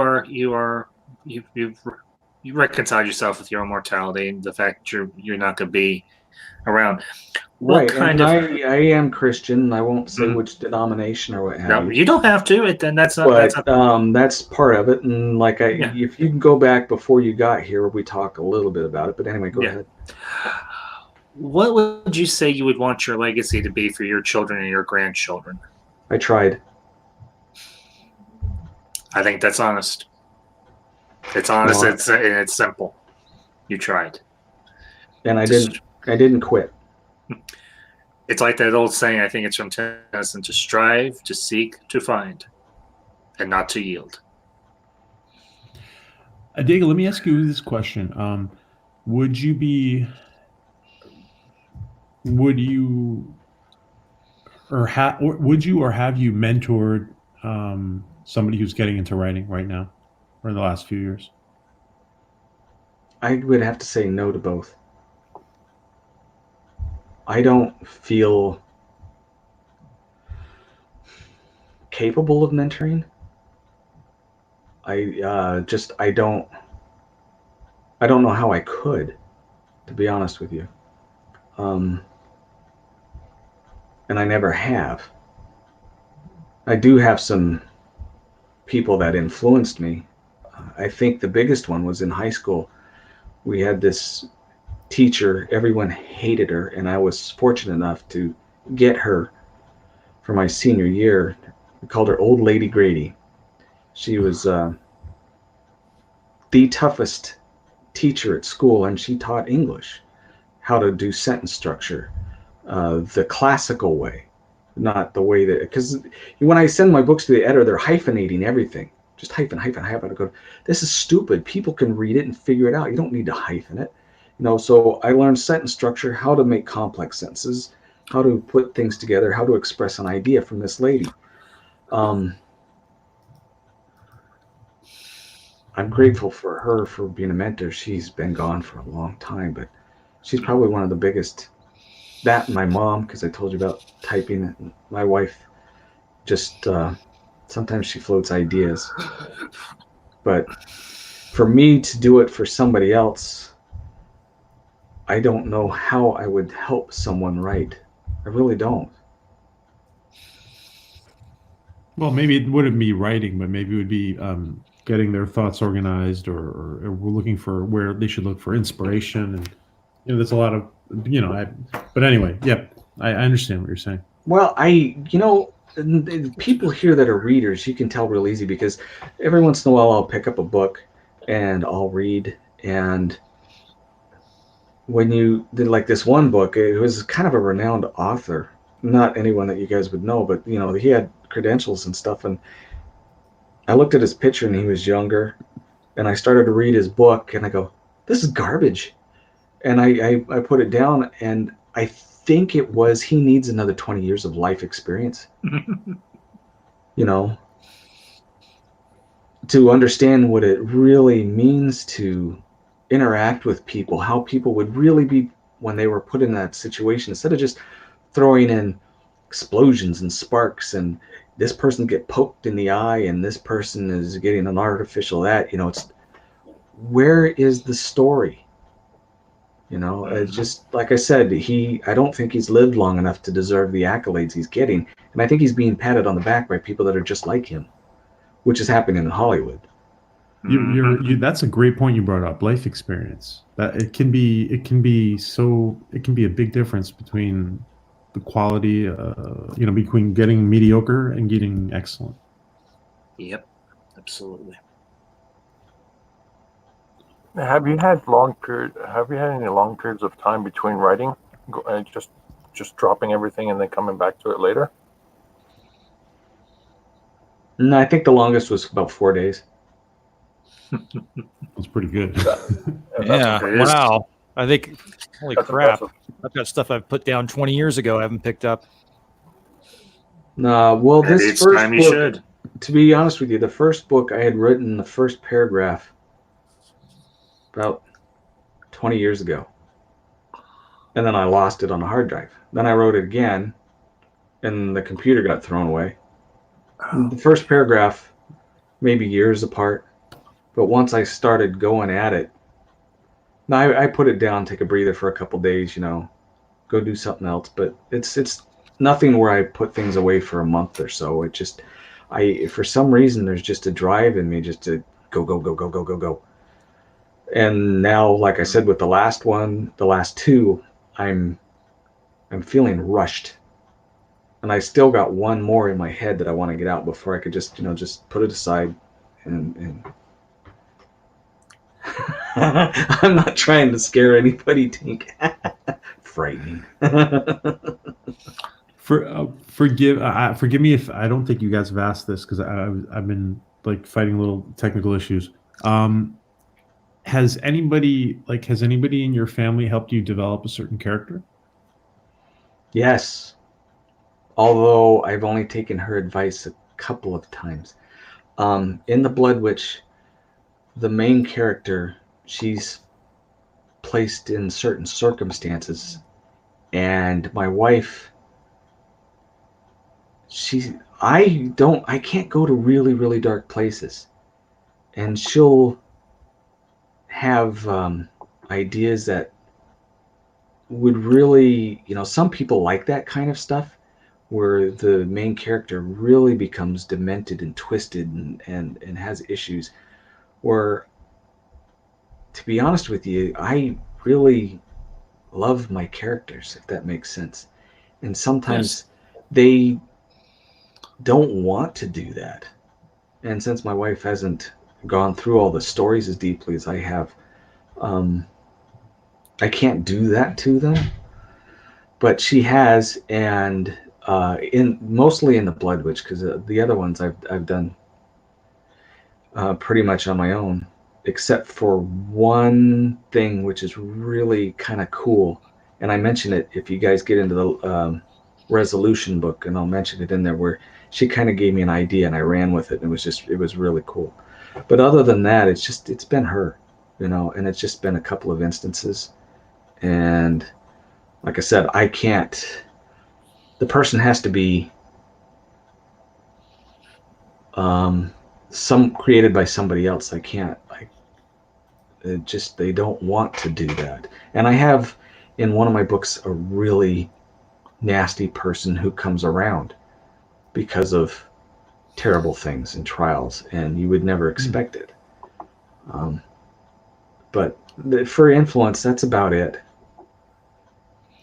Can I ask a follow-up question? The title, I don't think you answered this. You told us about this. Blood Witch, where does that title come from? Is that something you can explain, or is it hard to explain? If I explain it, it gives the whole story away. Okay. Then don't. Okay. There, and at the beginning of it, I explain where it comes from. Again, the AG from Code.ag, he had, over a year ago, made this song, and I wrote a short poem, or it wasn't really a poem, it was kind of a dark, because he does things for Halloween, and sometimes the really spooky stuff comes out, the music that he does. And this one was set in there, and it was just really off. And I can't believe I wrote it. It was dark, but it became the prologue for the Blood Witch. And it's basically based on a person or family that have been influenced by a type of magic which isn't in any other book that I know of, that has altered their family, where certain traits come out at certain generations, and they can do certain things when exposed to blood. So a witch casting spells, no, but someone being influenced by external issues that cause them to have certain traits, yes. And that's, that's what that's about. Hey, Loki. You know what? I'm going to plug him shamelessly. He has a channel that's bigger than mine, but it's small. But all honesty, complete all honesty, I love his morning show more than just about every other stream. Mm-hmm. I like Orville. I like, the Axonar stuff. But the atmosphere he brings to his morning show, gosh, I really love his show. And if you guys are up from 9 Eastern time and you have the opportunity to listen to it or contribute, it is so worth it. He is phenomenal. He is. I was actually on his Mornings of Mischief yesterday because I had the day off due to the holiday and everything. And I have listened to Stone and everything myself, and I wholeheartedly endorse him. If you all have not checked out his channel and everything, you can watch the replays of his chats, his Mornings of Mischiefs and everything. They are a lot of fun, and they're a nice way to kick off your day in everything in Mara speaking. Some people say I have this smooth voice, and people like to hear it. He has a voice of authority. When he says it, it's like, oh man, that's scripture almost. It's just I love his show, and it's not lip service, Loki. Nope. I mean, it's really, I'm glad you do what you do. I look forward to it every morning. Ditto. That's great, Stone. We're gonna try to listen to you tomorrow. Somebody's got to be the morning person. It's not me. We had a near miss on a mix up with time zones. I guess I was a little early, but yes, absolutely, Stone Loki for sure. So give him a sub if there's a way we can. Well, just click on the 3 dots next to his name. That should take you to his channel. Yep. Yeah, it will. And I guess I could consider myself kind of a morning channel, particularly since I work in the mornings and everything, because I do my work videos from work or anything when I take a break. Yeah, that's what we call work. Doing YouTube at work. What kind of work do you have, Ambassador? I actually work in maintenance, so I work on my own a lot and everything. I work maintenance at a university, so a lot of what I do is on my own. I can take my breaks as I want to and everything. And like this morning, I sat down for about 20 minutes or so to catch a breather, and I just popped out my iPhone, and I've got some apps on it and everything that I can put together a decent looking video and pop it on YouTube. And I did one this morning on Princess Bride. So cool. Right. That's good. But ADEGA, something I wanted to ask you. What would you say of all of the stuff you've written? If somebody's already asked this, because I'm late to the stream. Of all the stuff you've written, who would you say, as long as it won't spoil anything, because I want to read your stuff, I want to listen to it all the way through. Who would you say is your most complex or intricate character? May. Her name's May. She doesn't have a last name, and it's part of the story. Okay. It doesn't come out to the very end. She is part of that breakaway civilization at one for most of her life. Yeah. And I will eventually, the final book that I do, it's gonna go into why they have a one name without last names. It's all designation of who they are, where they were born, who they were influenced by. But I have 2 people that are heroes. She's one of them, and Um, very complex, very deep character in it. And if I get the chance to do that last one, you guys will really see. Which storyline does May appear in? Is it Evolution? She's or in is all it... of them. She's in all of them. Oh, okay, all right. So you can almost consider her a reoccurring character. She just takes on a different. She takes on. You a wouldn't different... expect her to be the main character or a main character at first. Mm-hmm. But there are people in my past that have built up this image of this person, and she's a heroine for sure. Definitely, she's a heroine, and she has to be in there. I mean, she has to be. Like I said, most people won't see her as being the hero, but she's one of them.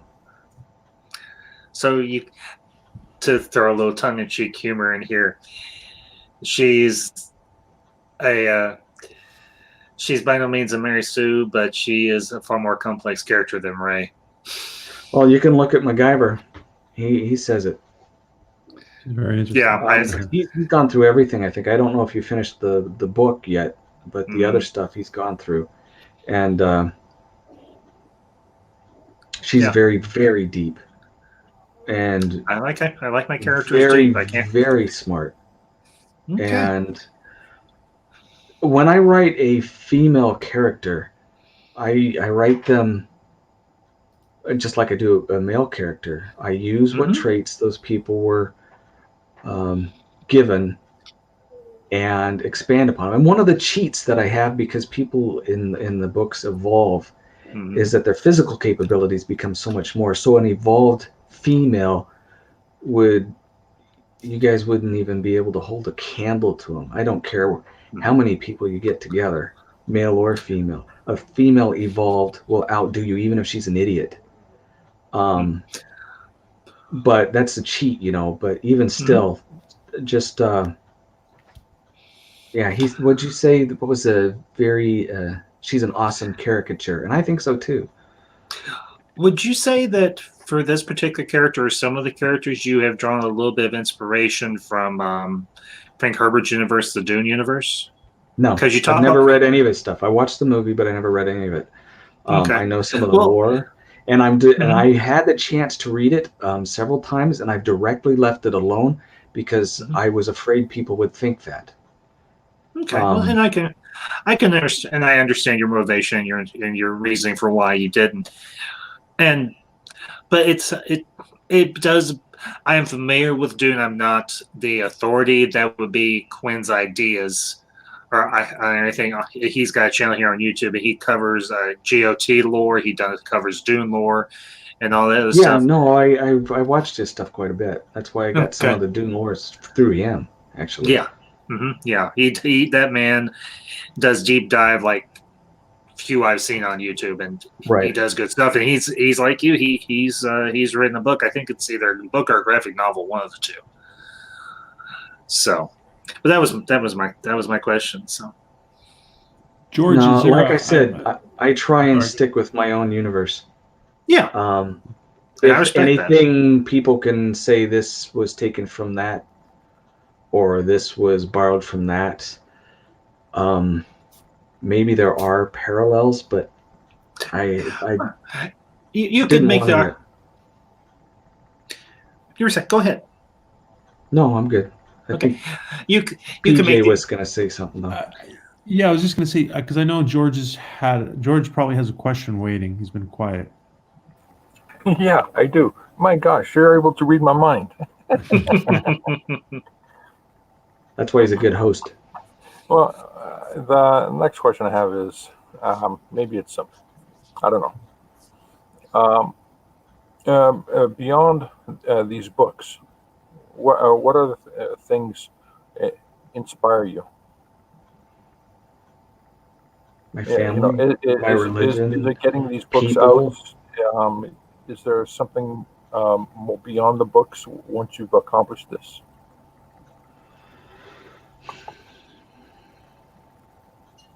I used to be a public speaker of sorts for chiropractic. I enjoyed doing that. I got banned from going to my alumni because I got not in a fist fight. He wanted a fist fight, but he was drunk as a skunk. Because I told him to man up and do his job, and so he prevented me from giving lectures at my old school. There's 3 campuses. So I don't mind public speaking. I wish I could still play the saxophone, but I can't do it anymore.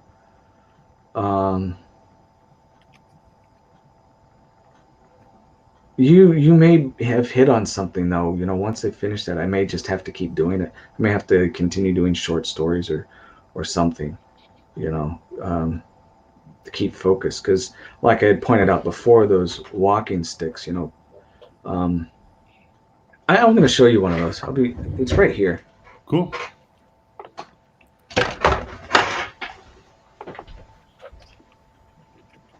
Now we can talk about them while I can't hear. No, everyone. I can't believe you said that about ADEGA, Wes. Oh man. What? Pardon? No. Oh, I'm just kidding. I was at the Detroit Institute of Art. It's kind of like our big place, our Louvre for Detroit, and walking around with this walking stick so I don't fall on my face. And there was the director and a couple other people that were there, and they caught me when I was by myself, and they said, "Can we see that?" I said, "Sure." And this is what they wanted to see. This is out of oak. It has leather work and different metals, and I've done different things on it. And so I'm walking around with that, and they pulled me over and they said, "Well, whose is that?" And I said, "It's mine." And said, "Yeah, but who made it?" And I said, "I did." And they looked at each other and said, "We want it." And I said, "Who are you?" And he says, "Well, I'm the director here. We can put that on display. This is a piece of art." And I was so flattered, and I said, "Sorry, it's keeping me on my feet. You can't have it." So I've always got to have something to do. So when you talked about when I'm done with the stories, you're probably right. I'm just gonna have to keep doing it because I can do it slowly. I'm working on one right now, but it's been a couple months since I've been able to add to it because I do it all by hand, carving little bits and pieces. And this one's going to have a cross piece, so I can use it more as of a crutch than that one. And I've got some leather work, and there's I'm trying to make it look regal, almost like it was royalty. It's got a certain type of heavy duty cloth with nice patterns, and I'm going to use different types of colored rope, so it'd look like something that if it was in a royal parade, it would look like it fit. And that's part of the reason why it's taken so long, is because I don't want to screw it up at all. Part of it's ash, part of it's oak, and so yeah, but that's go ahead. No, I was just gonna say that's something I consider fun. Writing's fun, but it's like what we had mentioned before. You gotta contribute. There's always got to be something contributed. Hey Tommy. So Well, as long as I got an opportunity, I'm gonna keep pushing. Well, I don't know if you saw this comment that I had before I came in on the stream. I don't know if this would be something that's feasible for you financially or whatever, but there is software out there that will allow you to dictate on a computer, and it will type it out for you. Because I know, as you said, your hands. Yeah, I realize that. There's different programs, and yeah, that day may come, but right now I'm not worried about it. Okay. Plus, it's good exercise, to actually see. Like right now, and I don't want to talk about it too much, but it's not actually comfortable for me to do this. But I'm enjoying this so much that it's worth working through it. Granted, PJ invited me to come on to talk about my stuff, which in some sense in the back of my mind, I got this narcissistic thing going on, No, you guys are laughing, but it's true. Well, but I don't know. Just anyway. Sorry, I lost my train of thought. Well, your mic's off, PJ. I take it the thing Continues. is, Looks like you're still muted there. Okay, I'm gonna try to read PJ's mind. Okay. He's about to ask a question.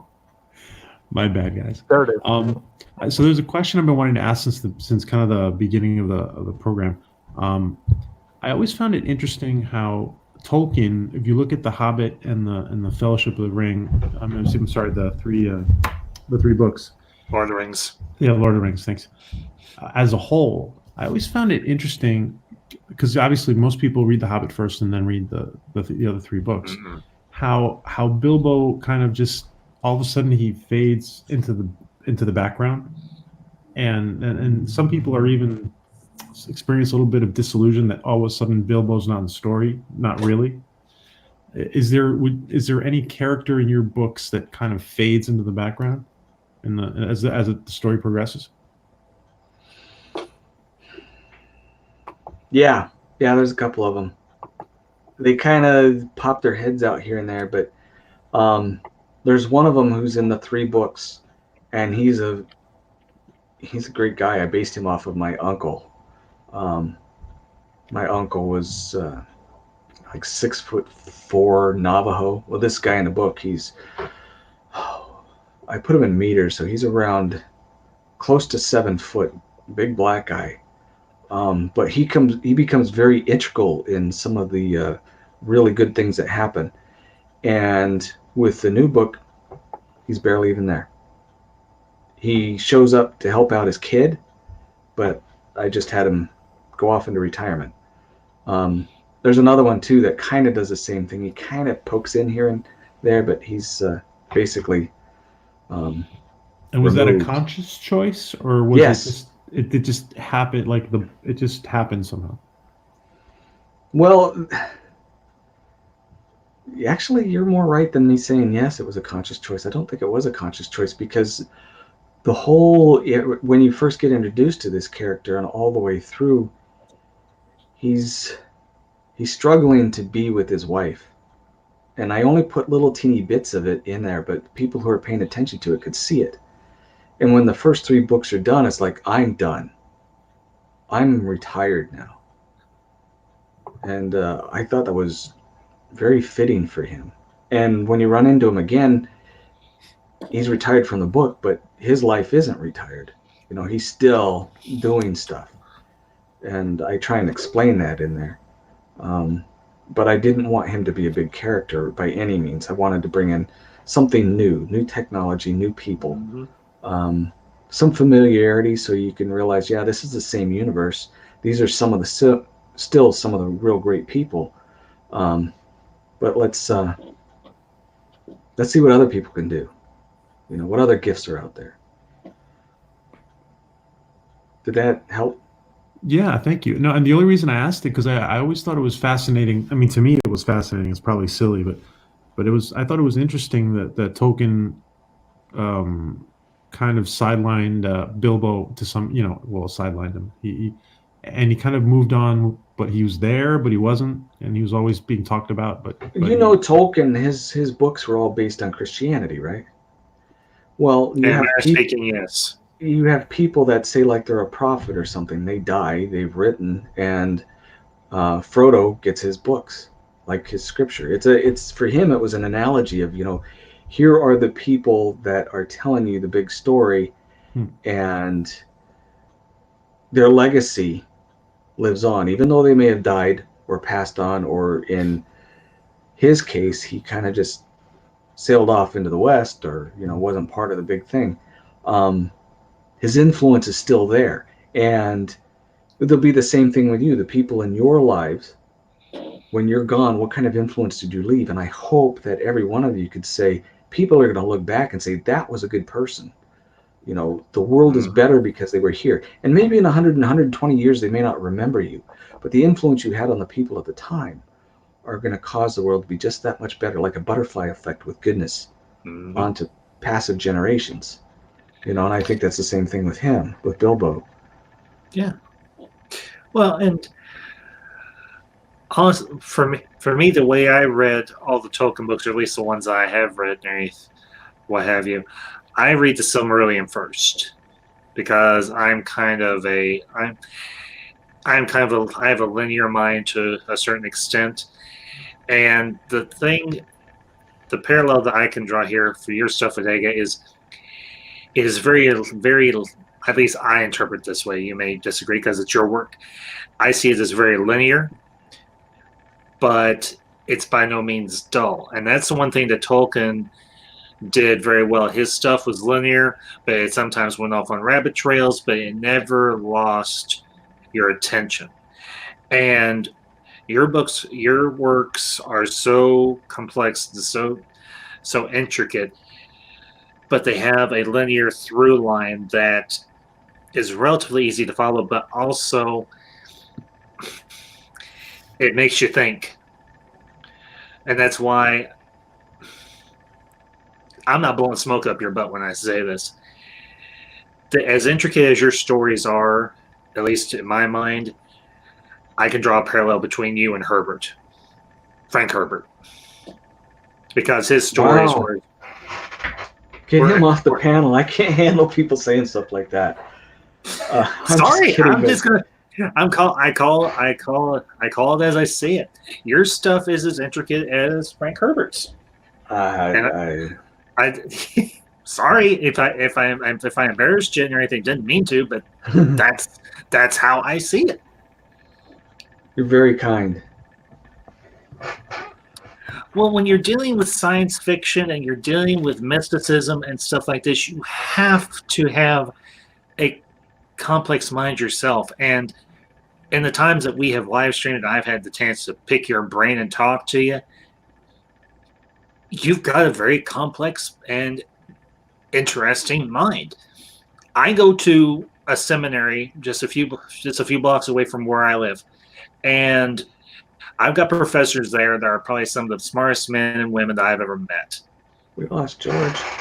And you, sir, could probably come in, not necessarily in the seminary, but you could probably come in and do a fictional writing course. You're that good. At least that's my opinion.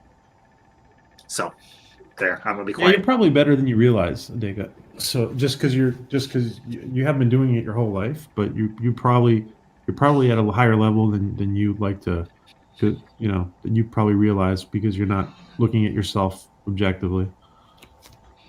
Well, for heaven's sakes, even Tolkien had been writing all his life. I mean, yeah, he had been sketching in notepads and whatnot when he was in the trenches during World War II or World War I, excuse me. And he wasn't what you considered a trained writer. Most people acknowledge the fact that he was not a trained writer. He was a linguist. He was a professor of Anglo-Saxon literature at, I think it was Oxford. He wasn't a trained writer, but if you look at the body of his work, the man knew what the heck he was doing. He built a world from the ground up, and he based it primarily on language, but he wanted to give some background and some meaning to that language. And we got the Silmarillion posthumously, thanks to his son. We got the Hobbit and the Lord of the Rings, not to mention all the other stuff that his son has gone back and completed for his father. Ambassador, I'm going to stop you because you brought up a really good point. How did being a chiropractor help you in maybe putting these books together? That one's an easy one, and I've seen a couple things in chat and what you guys have said. It's overwhelming. All I can say is thank you. I mean, it really is overwhelming. I'm gonna have a hard time sleeping tonight. If I'm not there tomorrow, Loki, you'll know why.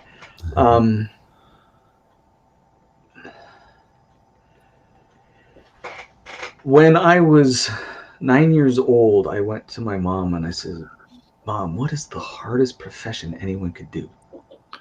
And she sat there for a minute and she goes, "Brain surgery." I said, "All right, I'm gonna be a brain surgeon." And then when I was 11, this is different than when I was 16, I broke my low back. It's the first time I broke a bone. And I went, there was an emergency visit to a chiropractor when I was, and I was playing football on a Saturday, again, football. Got hit in the helmet in the low back. It was weak to begin with. And so I went to the chiropractor, and the way he took care of me, it's like, okay, I changed my mind. I'm going to be a chiropractor. And then I started learning all the health sciences and stuff. And I mentioned it in one of my live streams. And you people who know DNA, we know a lot about DNA, and then we know there's a lot we know that we don't know about DNA. And there's a bit Very true. in it that's called telomeres, and we're just starting to get a grip on it. And my influence from the health sciences, I shouldn't say just chiropractic, into the book was those telomeres. Always fascinated me. What do they do? Why do they do it? And maybe they are just a stopgap between proteins, but what if you turned them on? And turning them on becomes that evolution. We're not any different. We haven't evolved per se, except we now have a new part of our existence that is now turned on. Our minds work faster. Our bodies are stronger. We can endure more. And we get a kind of a connection with quantum energies to where some people gain foresight. Some people can read people, their past, their futures, in a real sense. And I had mentioned this before. Imagine a military, because they were in the second book, where there's a group of special forces where they all have the same gift, where they have, and they're all evolved, all their telomeres are turned on, where they have their, pardon me, they have their,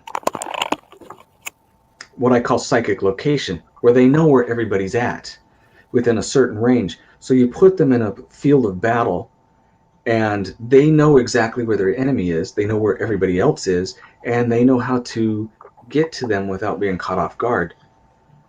And add that superhuman speed, the ability to think faster and endure more.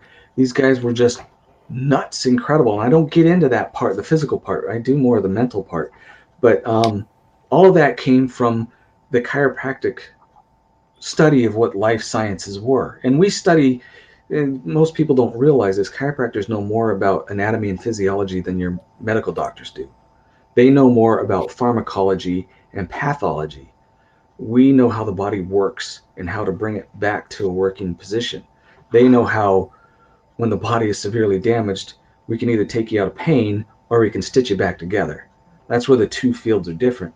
But that's a huge part of the book, is that whole health science where we're turning something that we already have on, but we never knew it. And it's all part of the story of somehow we were left out of the loop. We didn't have that until some revelations happened. Mm-hmm. So, got a question, ADEGA. What are 3 clients that you've worked with as a chiropractor that really stick out to you, that kind of shaped your life? When you're in chiropractic school, and I was very fortunate to begin with, you practice on fellow students so you don't hurt anybody. You learn how to do that. And then you get, when you're good enough, you can practice on the general public with supervision. They have the regular doctors that sit there and watch, make sure you do everything right. Mm-hmm. And I had a case, and this was leading up to one of the ones that was influential. This one isn't so much, where this guy came in, I was doing a physical on him and found out he had no gut sounds. Sorry, there goes my screensaver again. He had no gut sounds, which is usually a medical emergency. Their bowel is paralytic ileus is what they call it, and they're supposed to have surgery right away.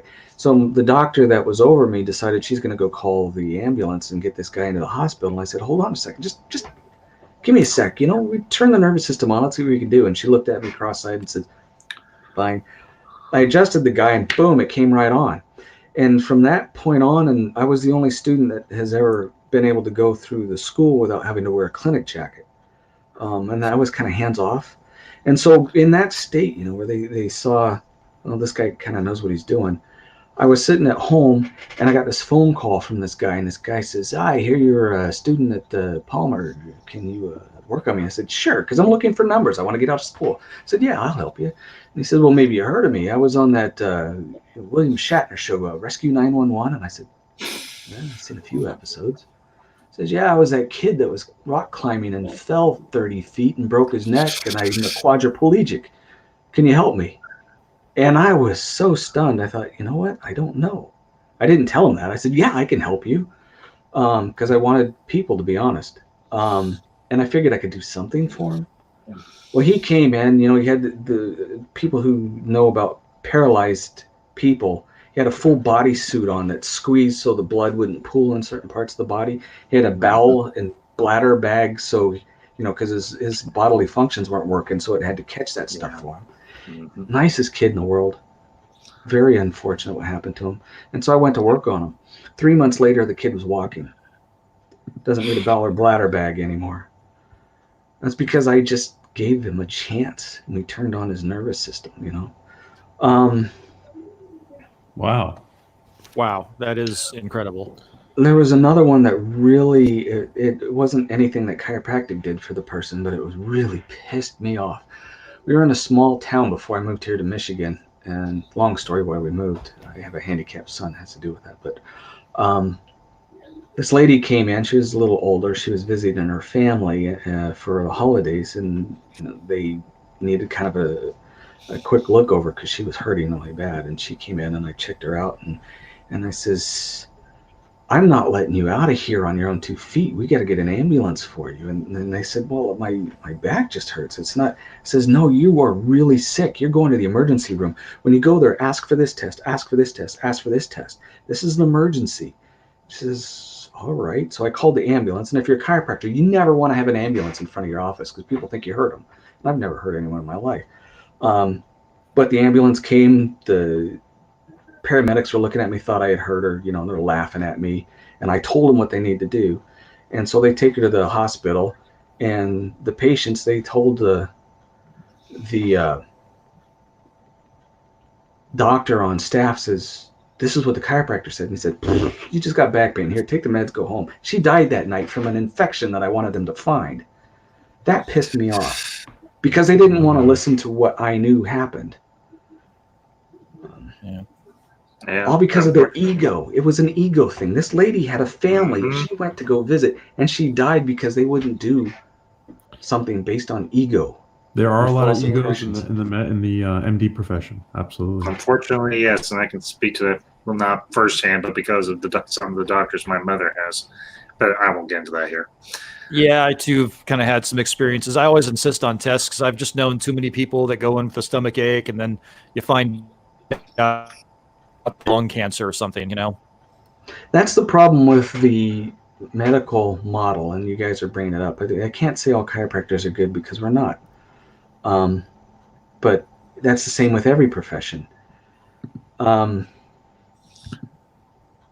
There are medical doctors. Oh, good night, guys. They are trained to look for a path. It used to be, and you can see this with the old guys. And I go to a doctor with my cancer now because he'll do this. Every time you go in, he puts his hands on you, checks, does everything. But it used to be all doctors did that. And they would be analytical, look at the body, find out what's wrong, and come to a diagnosis. Now they just read a chart, listen to you, and if you have all the pegs, that's it. Instead of doing a critical analysis of the person in front of you. They're doing an analysis of point A, point B, point C. Does that make sense? They're trained not to see the big picture, but to push out a medication. And if the medication doesn't work, we're going to cut something out of the body. And it may be a totally functioning organ. If you found out what the real cause was, this organ would turn back on. And unfortunately, there are a lot of doctors that are pegged into that. To where they can't critical think. Yeah. So to answer your question, that's, there's two. I'd have to have a quiet moment where I could sit and rest and think of other people, because I've seen a lot of people over the years. Well, I can say, fortunately, my mother has been going to a chiropractor for the last year or so, and though I've never met him, she is praise him very highly. My mother doesn't often do that. She's like, I wish I'd gone to this guy like 20 or 30 years ago, because he himself said, honey, if I had gotten to you like sooner than I did, your back would probably be a lot better than it is, because my mother is ate up with arthritis. Unfortunately, it's genetic in her family. But unfortunately, the medical profession does have a lot of ego, and sadly, it does paint a very negative picture for those doctors out there who do try and do their job and do try and do it effectively. Well, here's the thing too, and I don't want to paint a bad picture on the medical no. field, because if you had something shoved through your shoulder, who are you going to go to? You're not coming to me. You want to go to one of those doctors who know how to put that out, stitch that nerve back together so you can heal and use your arm again. You know, if your appendix bursts, you're not just going to say, here's a pill. You want someone in that emergency room who can say, okay, we're going to take care of this. You know, there is a place for everything. It's unfortunately, and it happens in any of the health sciences. You can go from acupuncture, chiropractic, medical doctors, you know, any of them, where they're going to have some really good cases, and they're going to start pumping this ego into their head thinking, wow, I can do all these wonderful things, and they actually believe it. And it has nothing to do with them. It happens to deal with that human that came before you that had a problem, and somehow whatever you did allowed that body to heal. And if every doctor, regardless of profession, every nurse, every practitioner, whatever health field, looked at someone and said, this person has the ability to heal, let's help them do that, instead of let's find out how we can interfere with what the body's doing so they don't feel anything, all of it would be better, and a lot of us would be happier with what we have, and the prices of the healthcare would go way down. Yep. Well, and I think this is not so much a question about your Ryan, but a question just in general I have for you. Do you think one of the problems that we have with modern media is the fact that a lot of these writers and these screenwriters and directors and so on have lost the ability to creatively think because of I don't want to put a particular issue on it, but just in general, do you think they have lost the ability to creatively and critically think, and that's why a lot of this media we're getting nowadays is so poor? Yeah, and it's going to get worse, unfortunately, until it gets better. I think the generation Z is going to be better, a lot better than millennials, because the millennials are actually the ones in transition, where they go from Generation X, where we were called X for a reason, because we did everything to extreme. We were the ones that invented snowboarding. You know, we were the ones that jumped out of helicopters onto and doing all kinds of new surfing, doing, you know, and the internet and everything. We're the extreme. Now these are the people that are benefiting from it, and they don't. If you put them in a room with a bunch of other people, you know, the speed dating or they try and communicate together. I remember I was with a guy in the hospital, and he's a millennial, and has been having problems with a girlfriend, you know, trying to get a decent girlfriend or introduce, you know, he's always using these apps, and it wasn't anything, you know, I told my wife about it so she wouldn't think I was flirting, but it just took me 2 seconds. I had a nurse, she was just like, bleh, and she was never used to that. You know, it's communication that you get when you take your face off the screen. And these people that are in Hollywood are used to bouncing everything off of the same mirror. You know, a set of, like you said, critically thinking, read a book that isn't Harry Potter, you know? Read a book that is a classic, and not just read it. Why did the author write that? What is the reasoning behind that? You know, Lord of the Flies. Why would humanity do that? And I heard an interesting thing about schooling. I thought this was magnificent, where they'd have boys, girls doing different things, not the same, because we're not the same. Sorry, XX and XY do different things. Sorry, that's just the way it is. Well, the girls, they said, well, here's this book. Tell us how these people felt, why they were motivated to do these things, and how did they come to the outcome. And the boys, they said, all right, read this book, same book. Make a diagram of where they were. Build the structures that they were influenced by. Tell us why they needed to build those structures and do these things. The perspective was totally different, and it matched their capabilities and the reasoning power within their minds. And so that's the way these people should have been educated. Yes. Yeah. Well, And go ahead. I have a slightly different take on why we're getting what we're getting out of Hollywood right now. And I think a lot of that is just that they're out of touch. You have a lot of people that are connected and they're not going outside to find people with broad depth and breadth of life experience. And so you're getting people that have grown up in these privileged backgrounds, J.J. Abrams, being Steven Spielberg's babysitter or whatever. And, I'm like right now I'm reading through Nicholas Meyer's View from the Bridge.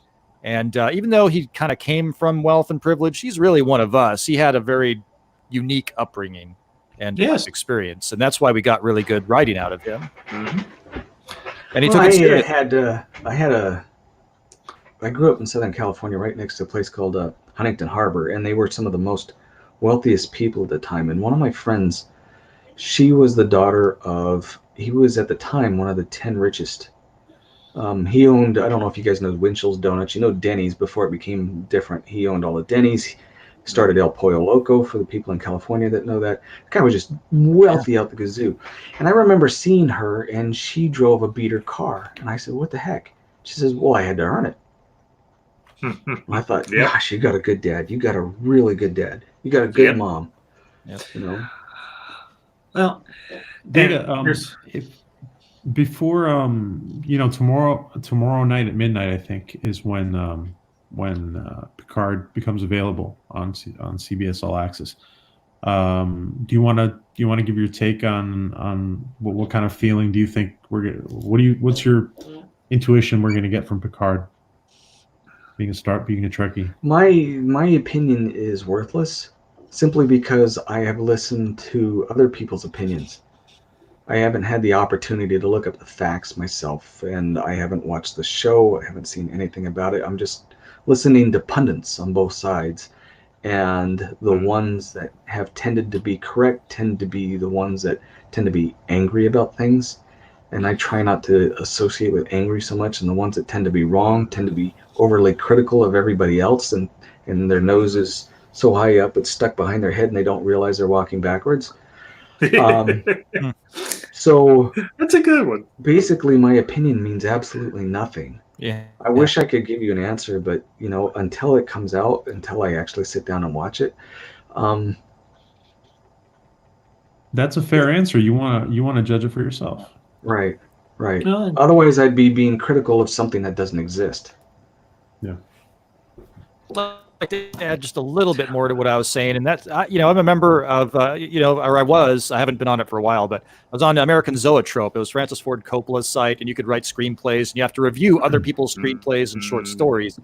And I can tell you by far, the no names that were cranking stuff out on there were far better than a lot of the stuff we're getting out of Hollywood, and it's just because they're not connected, and that's the reason why they're not getting their stuff made. It's really sad. Yeah. Which I'm hoping, I am seriously hoping, and this is something PJ's he's gonna come out with kind of a hopefully it helps a lot at the beginning of February, where I'm hoping, we got these alternate medias, and I know there's the bigwigs that are trying to shut the creative minds down so that you're still pigeonholed into what they force feed you. But I would really hope that because media is expanding so much that at one point we won't need them at all, and we won't want to be there. Sure, they got the shiny sparkles and the big budgets, but they don't have the entertainment.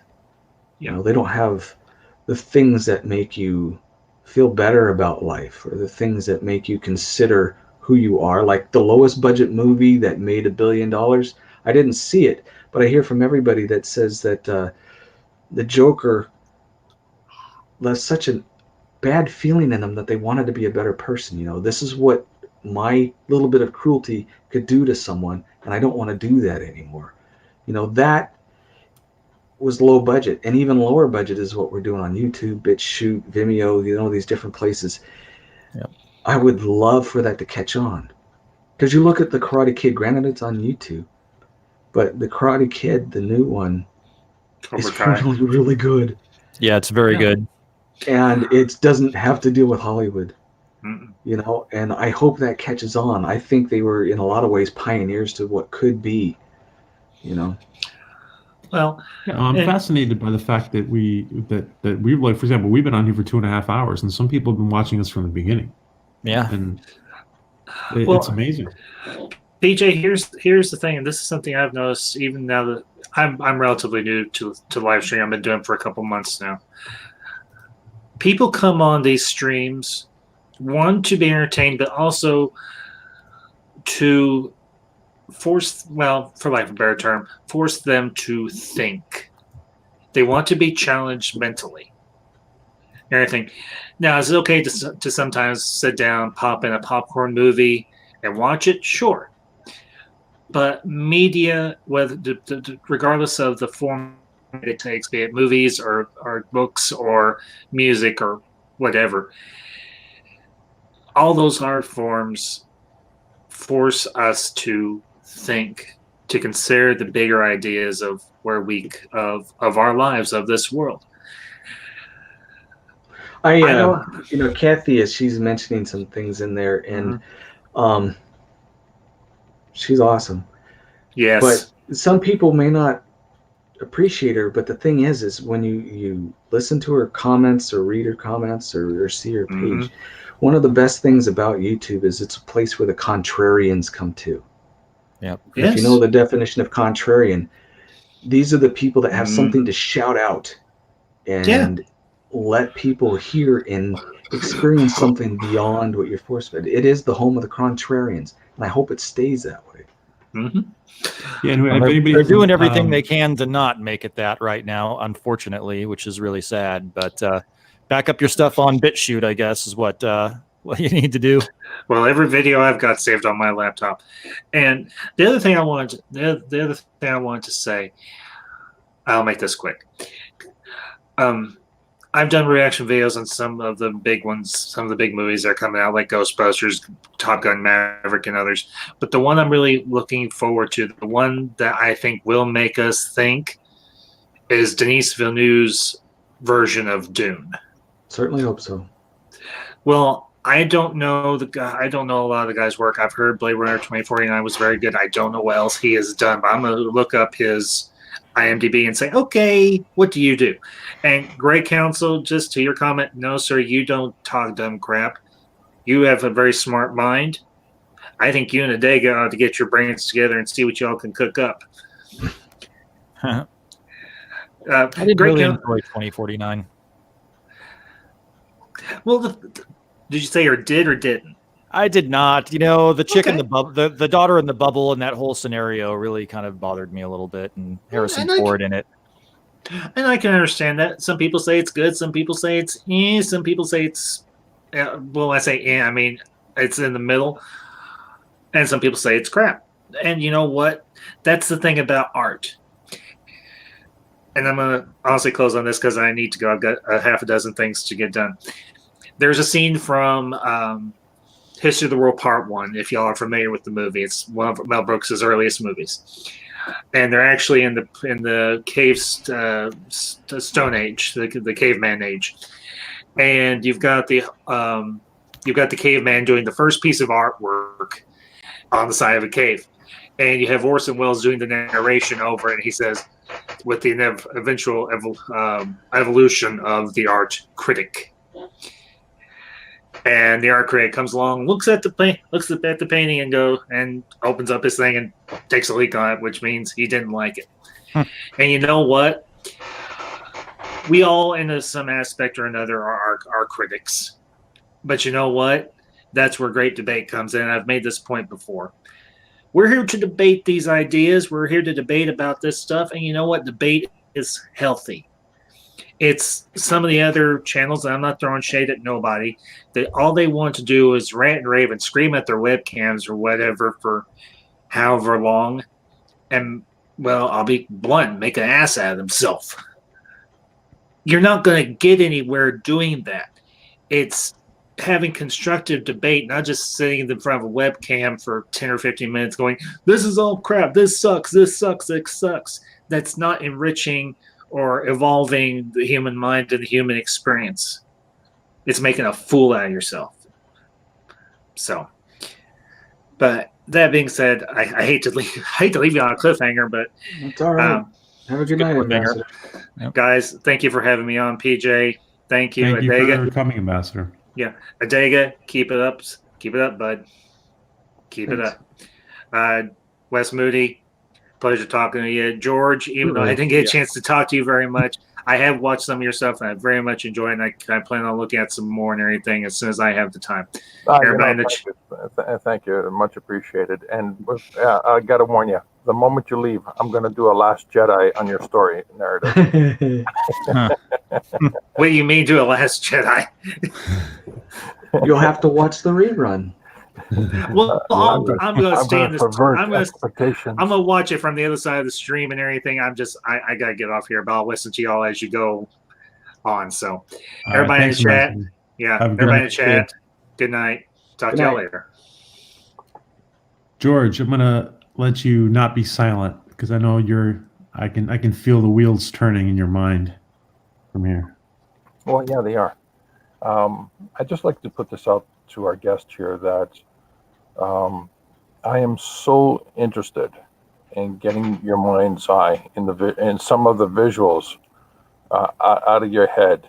I would, if you were to contact me and say, George, you know what, this particular character looks like Carly Simon mixed in with a little David Bowie, and can you just reference something out of Mad Max? And I'll draw up a sketch and say, is this anything close? And then you would say, yeah, massage it with a little bit of this or a little bit of that until we get close enough. And you say, you know what? Okay, that's good enough. Let's move on to the next character. I am so interested in trying to do something like this because, like I've said this before, there's so many authors that have passed away in our lifetime and before our lifetime that their mind's eye, there's just so much narrative in the visual that sometimes just doesn't convey. They say picture is 1,000 words. And in some cases, it's true. There's just so many words that you can put on a page. Unless you're Stephen King, for crying out loud, then you take 3 or 4 chapters just to describe the scene before you even get to the action. I mean, come on! It just drives me crazy. It's an interesting take there, and I kind of wonder. I asked ADEGA about your process, and now as an author, how much do you feel you should reveal about the behind the scenes and the inspiration, or should you let the work stand on its own and just let people debate the work? What is your thoughts on that? I think it depends on the work, but most times when it's, and I've talked with other people about it, and they pretty much agree with me for the most part. But Stephen King wouldn't be who he was if he didn't have people that like that kind of stuff.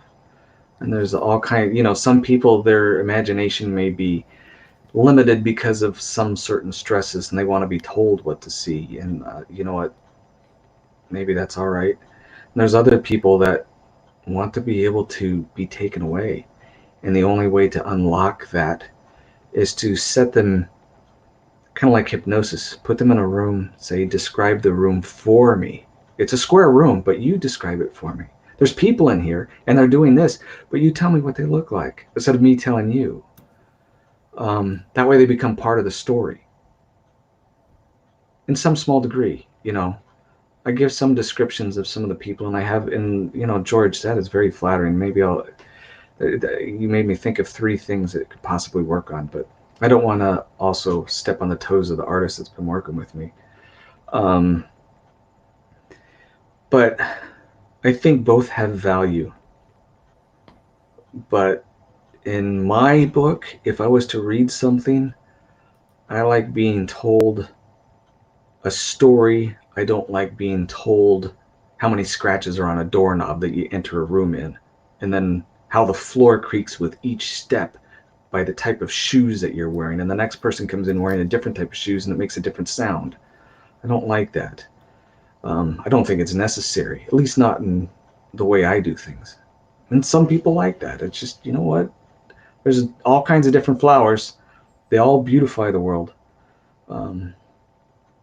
Anyway, that's just my feelings. What did you do? You remember you guys all probably saw the movie The Sixth Sense, right? Hmm. You guys remember that? What do you what was, for example, what was your impression of that movie once you get to the end and you see that revelation? Did what is and M. Night Shyamalan tries to repeat that a lot of times. Right, right, It's very evident that his style. right. Is there? Go ahead. You were going to say something. Yeah, no, I liked it, and I liked the ending, but I don't think it should be necessarily the norm, because if it happens all the time, people be used to it. With mine, there are some And that's his problem, I surprises. think. Yeah, there is, in my opinion, there is a irreplaceable value in foreshadowing. You may not know the story, but when you get there, it's like, oh yeah, okay, it feels good because this is kind of what I was expecting. But in periodically where it's a total shocker, I think, yeah, that's okay. But I think as a norm, it shouldn't be, because if it was the norm, there is a lot of allegory, different things that would be diminished, because you can't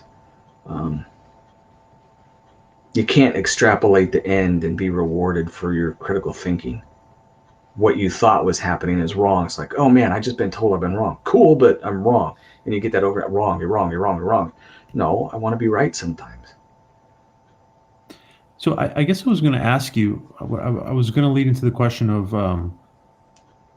how does the issue of being of predictability come up? Like, for example, somebody who's already read the first book, and you've already taken part of the journey with the people, with the reader, as this is like, as you're creating. Predictability, in my view, should only be in a character's traits. They can evolve and change, but the predictability should be Luke Skywalker was a hero, and he was an optimist. And he should always have been that way, unless some really traumatic thing happened to him. The rest of it should be, if I was going to write something else, it better darn well be something different, a different part of the universe, a different story, a set of running circles around the same pole.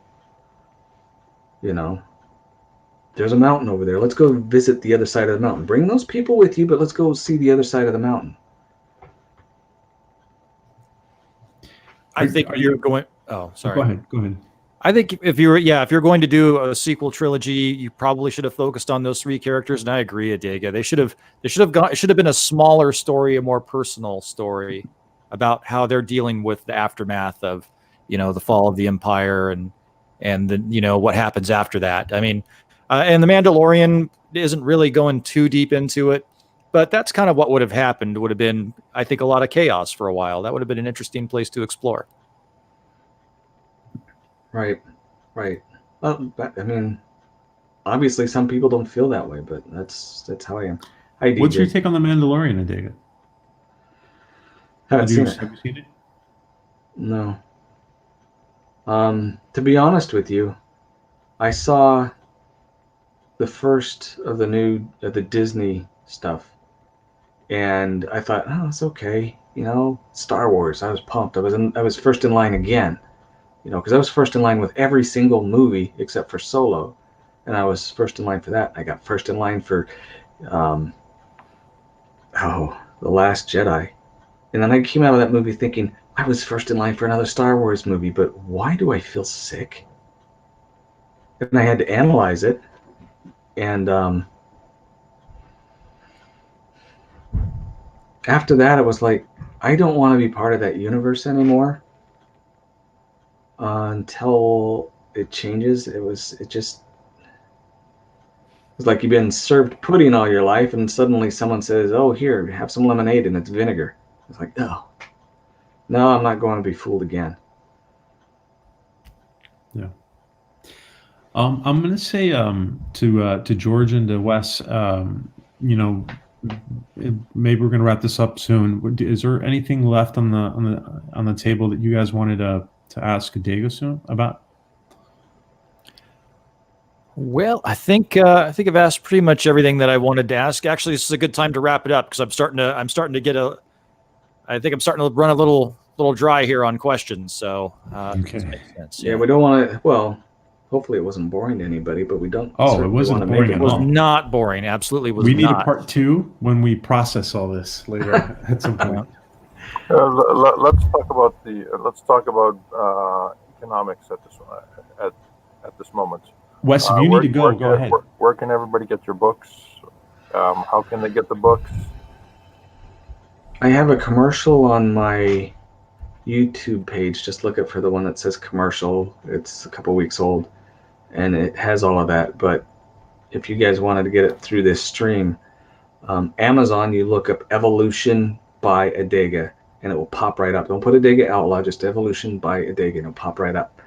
Or you can go, if you guys check early on in the stream, we put it up there.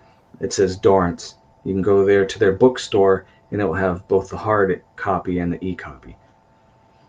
I'll put it up. All right, guys, I'm gonna take off here. ADEGA, it was great chatting with you. George, great. Hey, always good to have you around. Wes, thank you for joining us. Have a good night. You got it. Thanks for inviting me on. Appreciate it. Yeah, thank you. Bye, guys. And I'm putting that in the chat. And that's the Amazon link to the book of the Evolution book by ADEGA. My friend, I thank you so much for like giving us this time with you. And what I would like to do myself is I would like to go ahead and read the book, and maybe like once we process this, maybe come back and I don't want to like have a conversation where we spoil stuff, but maybe we can rehash this a little bit.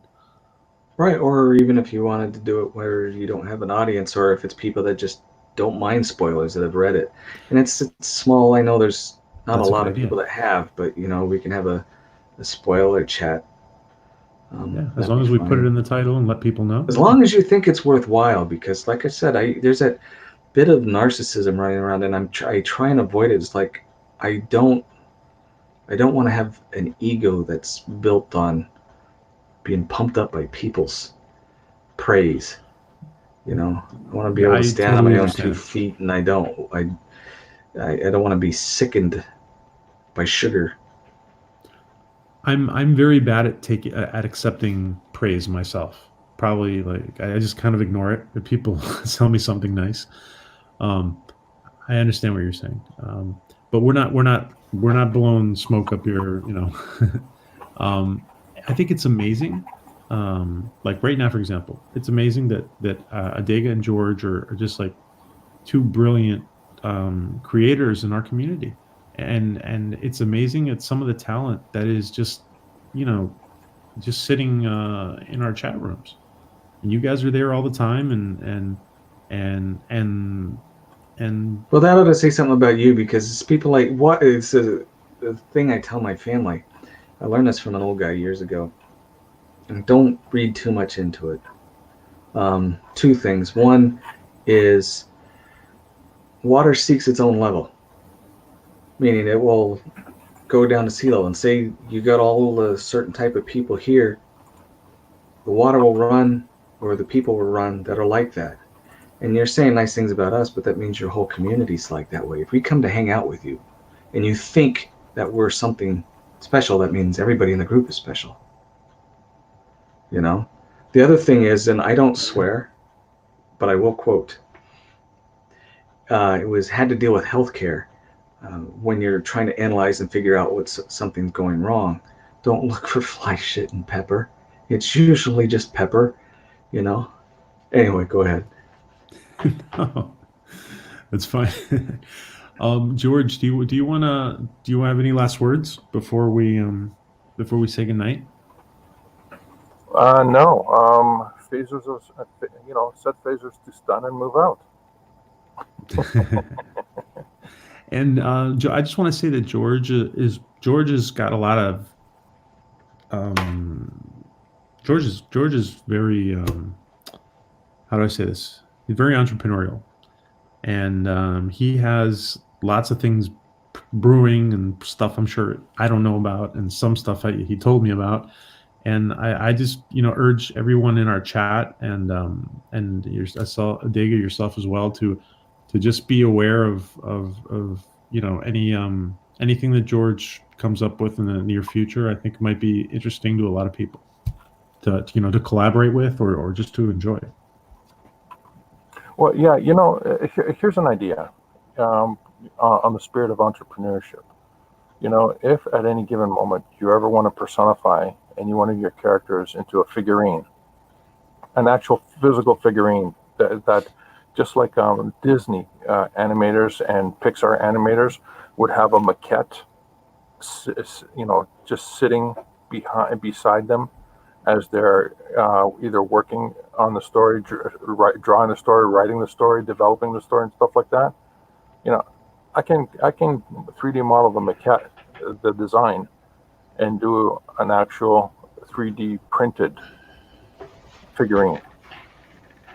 It's not something you would say yes or no to right now. Just let it percolate. Think about it. And it's not just an open call to our guest here, but everyone in our community. That shows that you really love what you do. And you're struggling to get that idea on paper. And myself and our honored guest here have, taken the steps, taken the challenge, and have done that. And there's more to it. It just doesn't end with a thought. It doesn't end. There's no roadblocks. There's just challenge. You expressed it to me, George, the other day. That's all. George, you expressed it to me as like bringing your characters to life into this world when you were showing me your, John, not just the artwork, but the 3D printing, the 3D, the design, and yeah, bringing it to life. And you told me, would you like to bring your? George said to me, would you like to bring your idea to life? It's interesting. It's not uncommon. I've seen a couple other people that do the same thing, where they really want it to become more real, something almost tangible, and I don't have a problem with idea. Like I said, I may get with you, George. There's probably the one ship I told you about. It actually, I don't want to give spoilers away, but there's significance to it, and it's not just a spaceship. There's something else.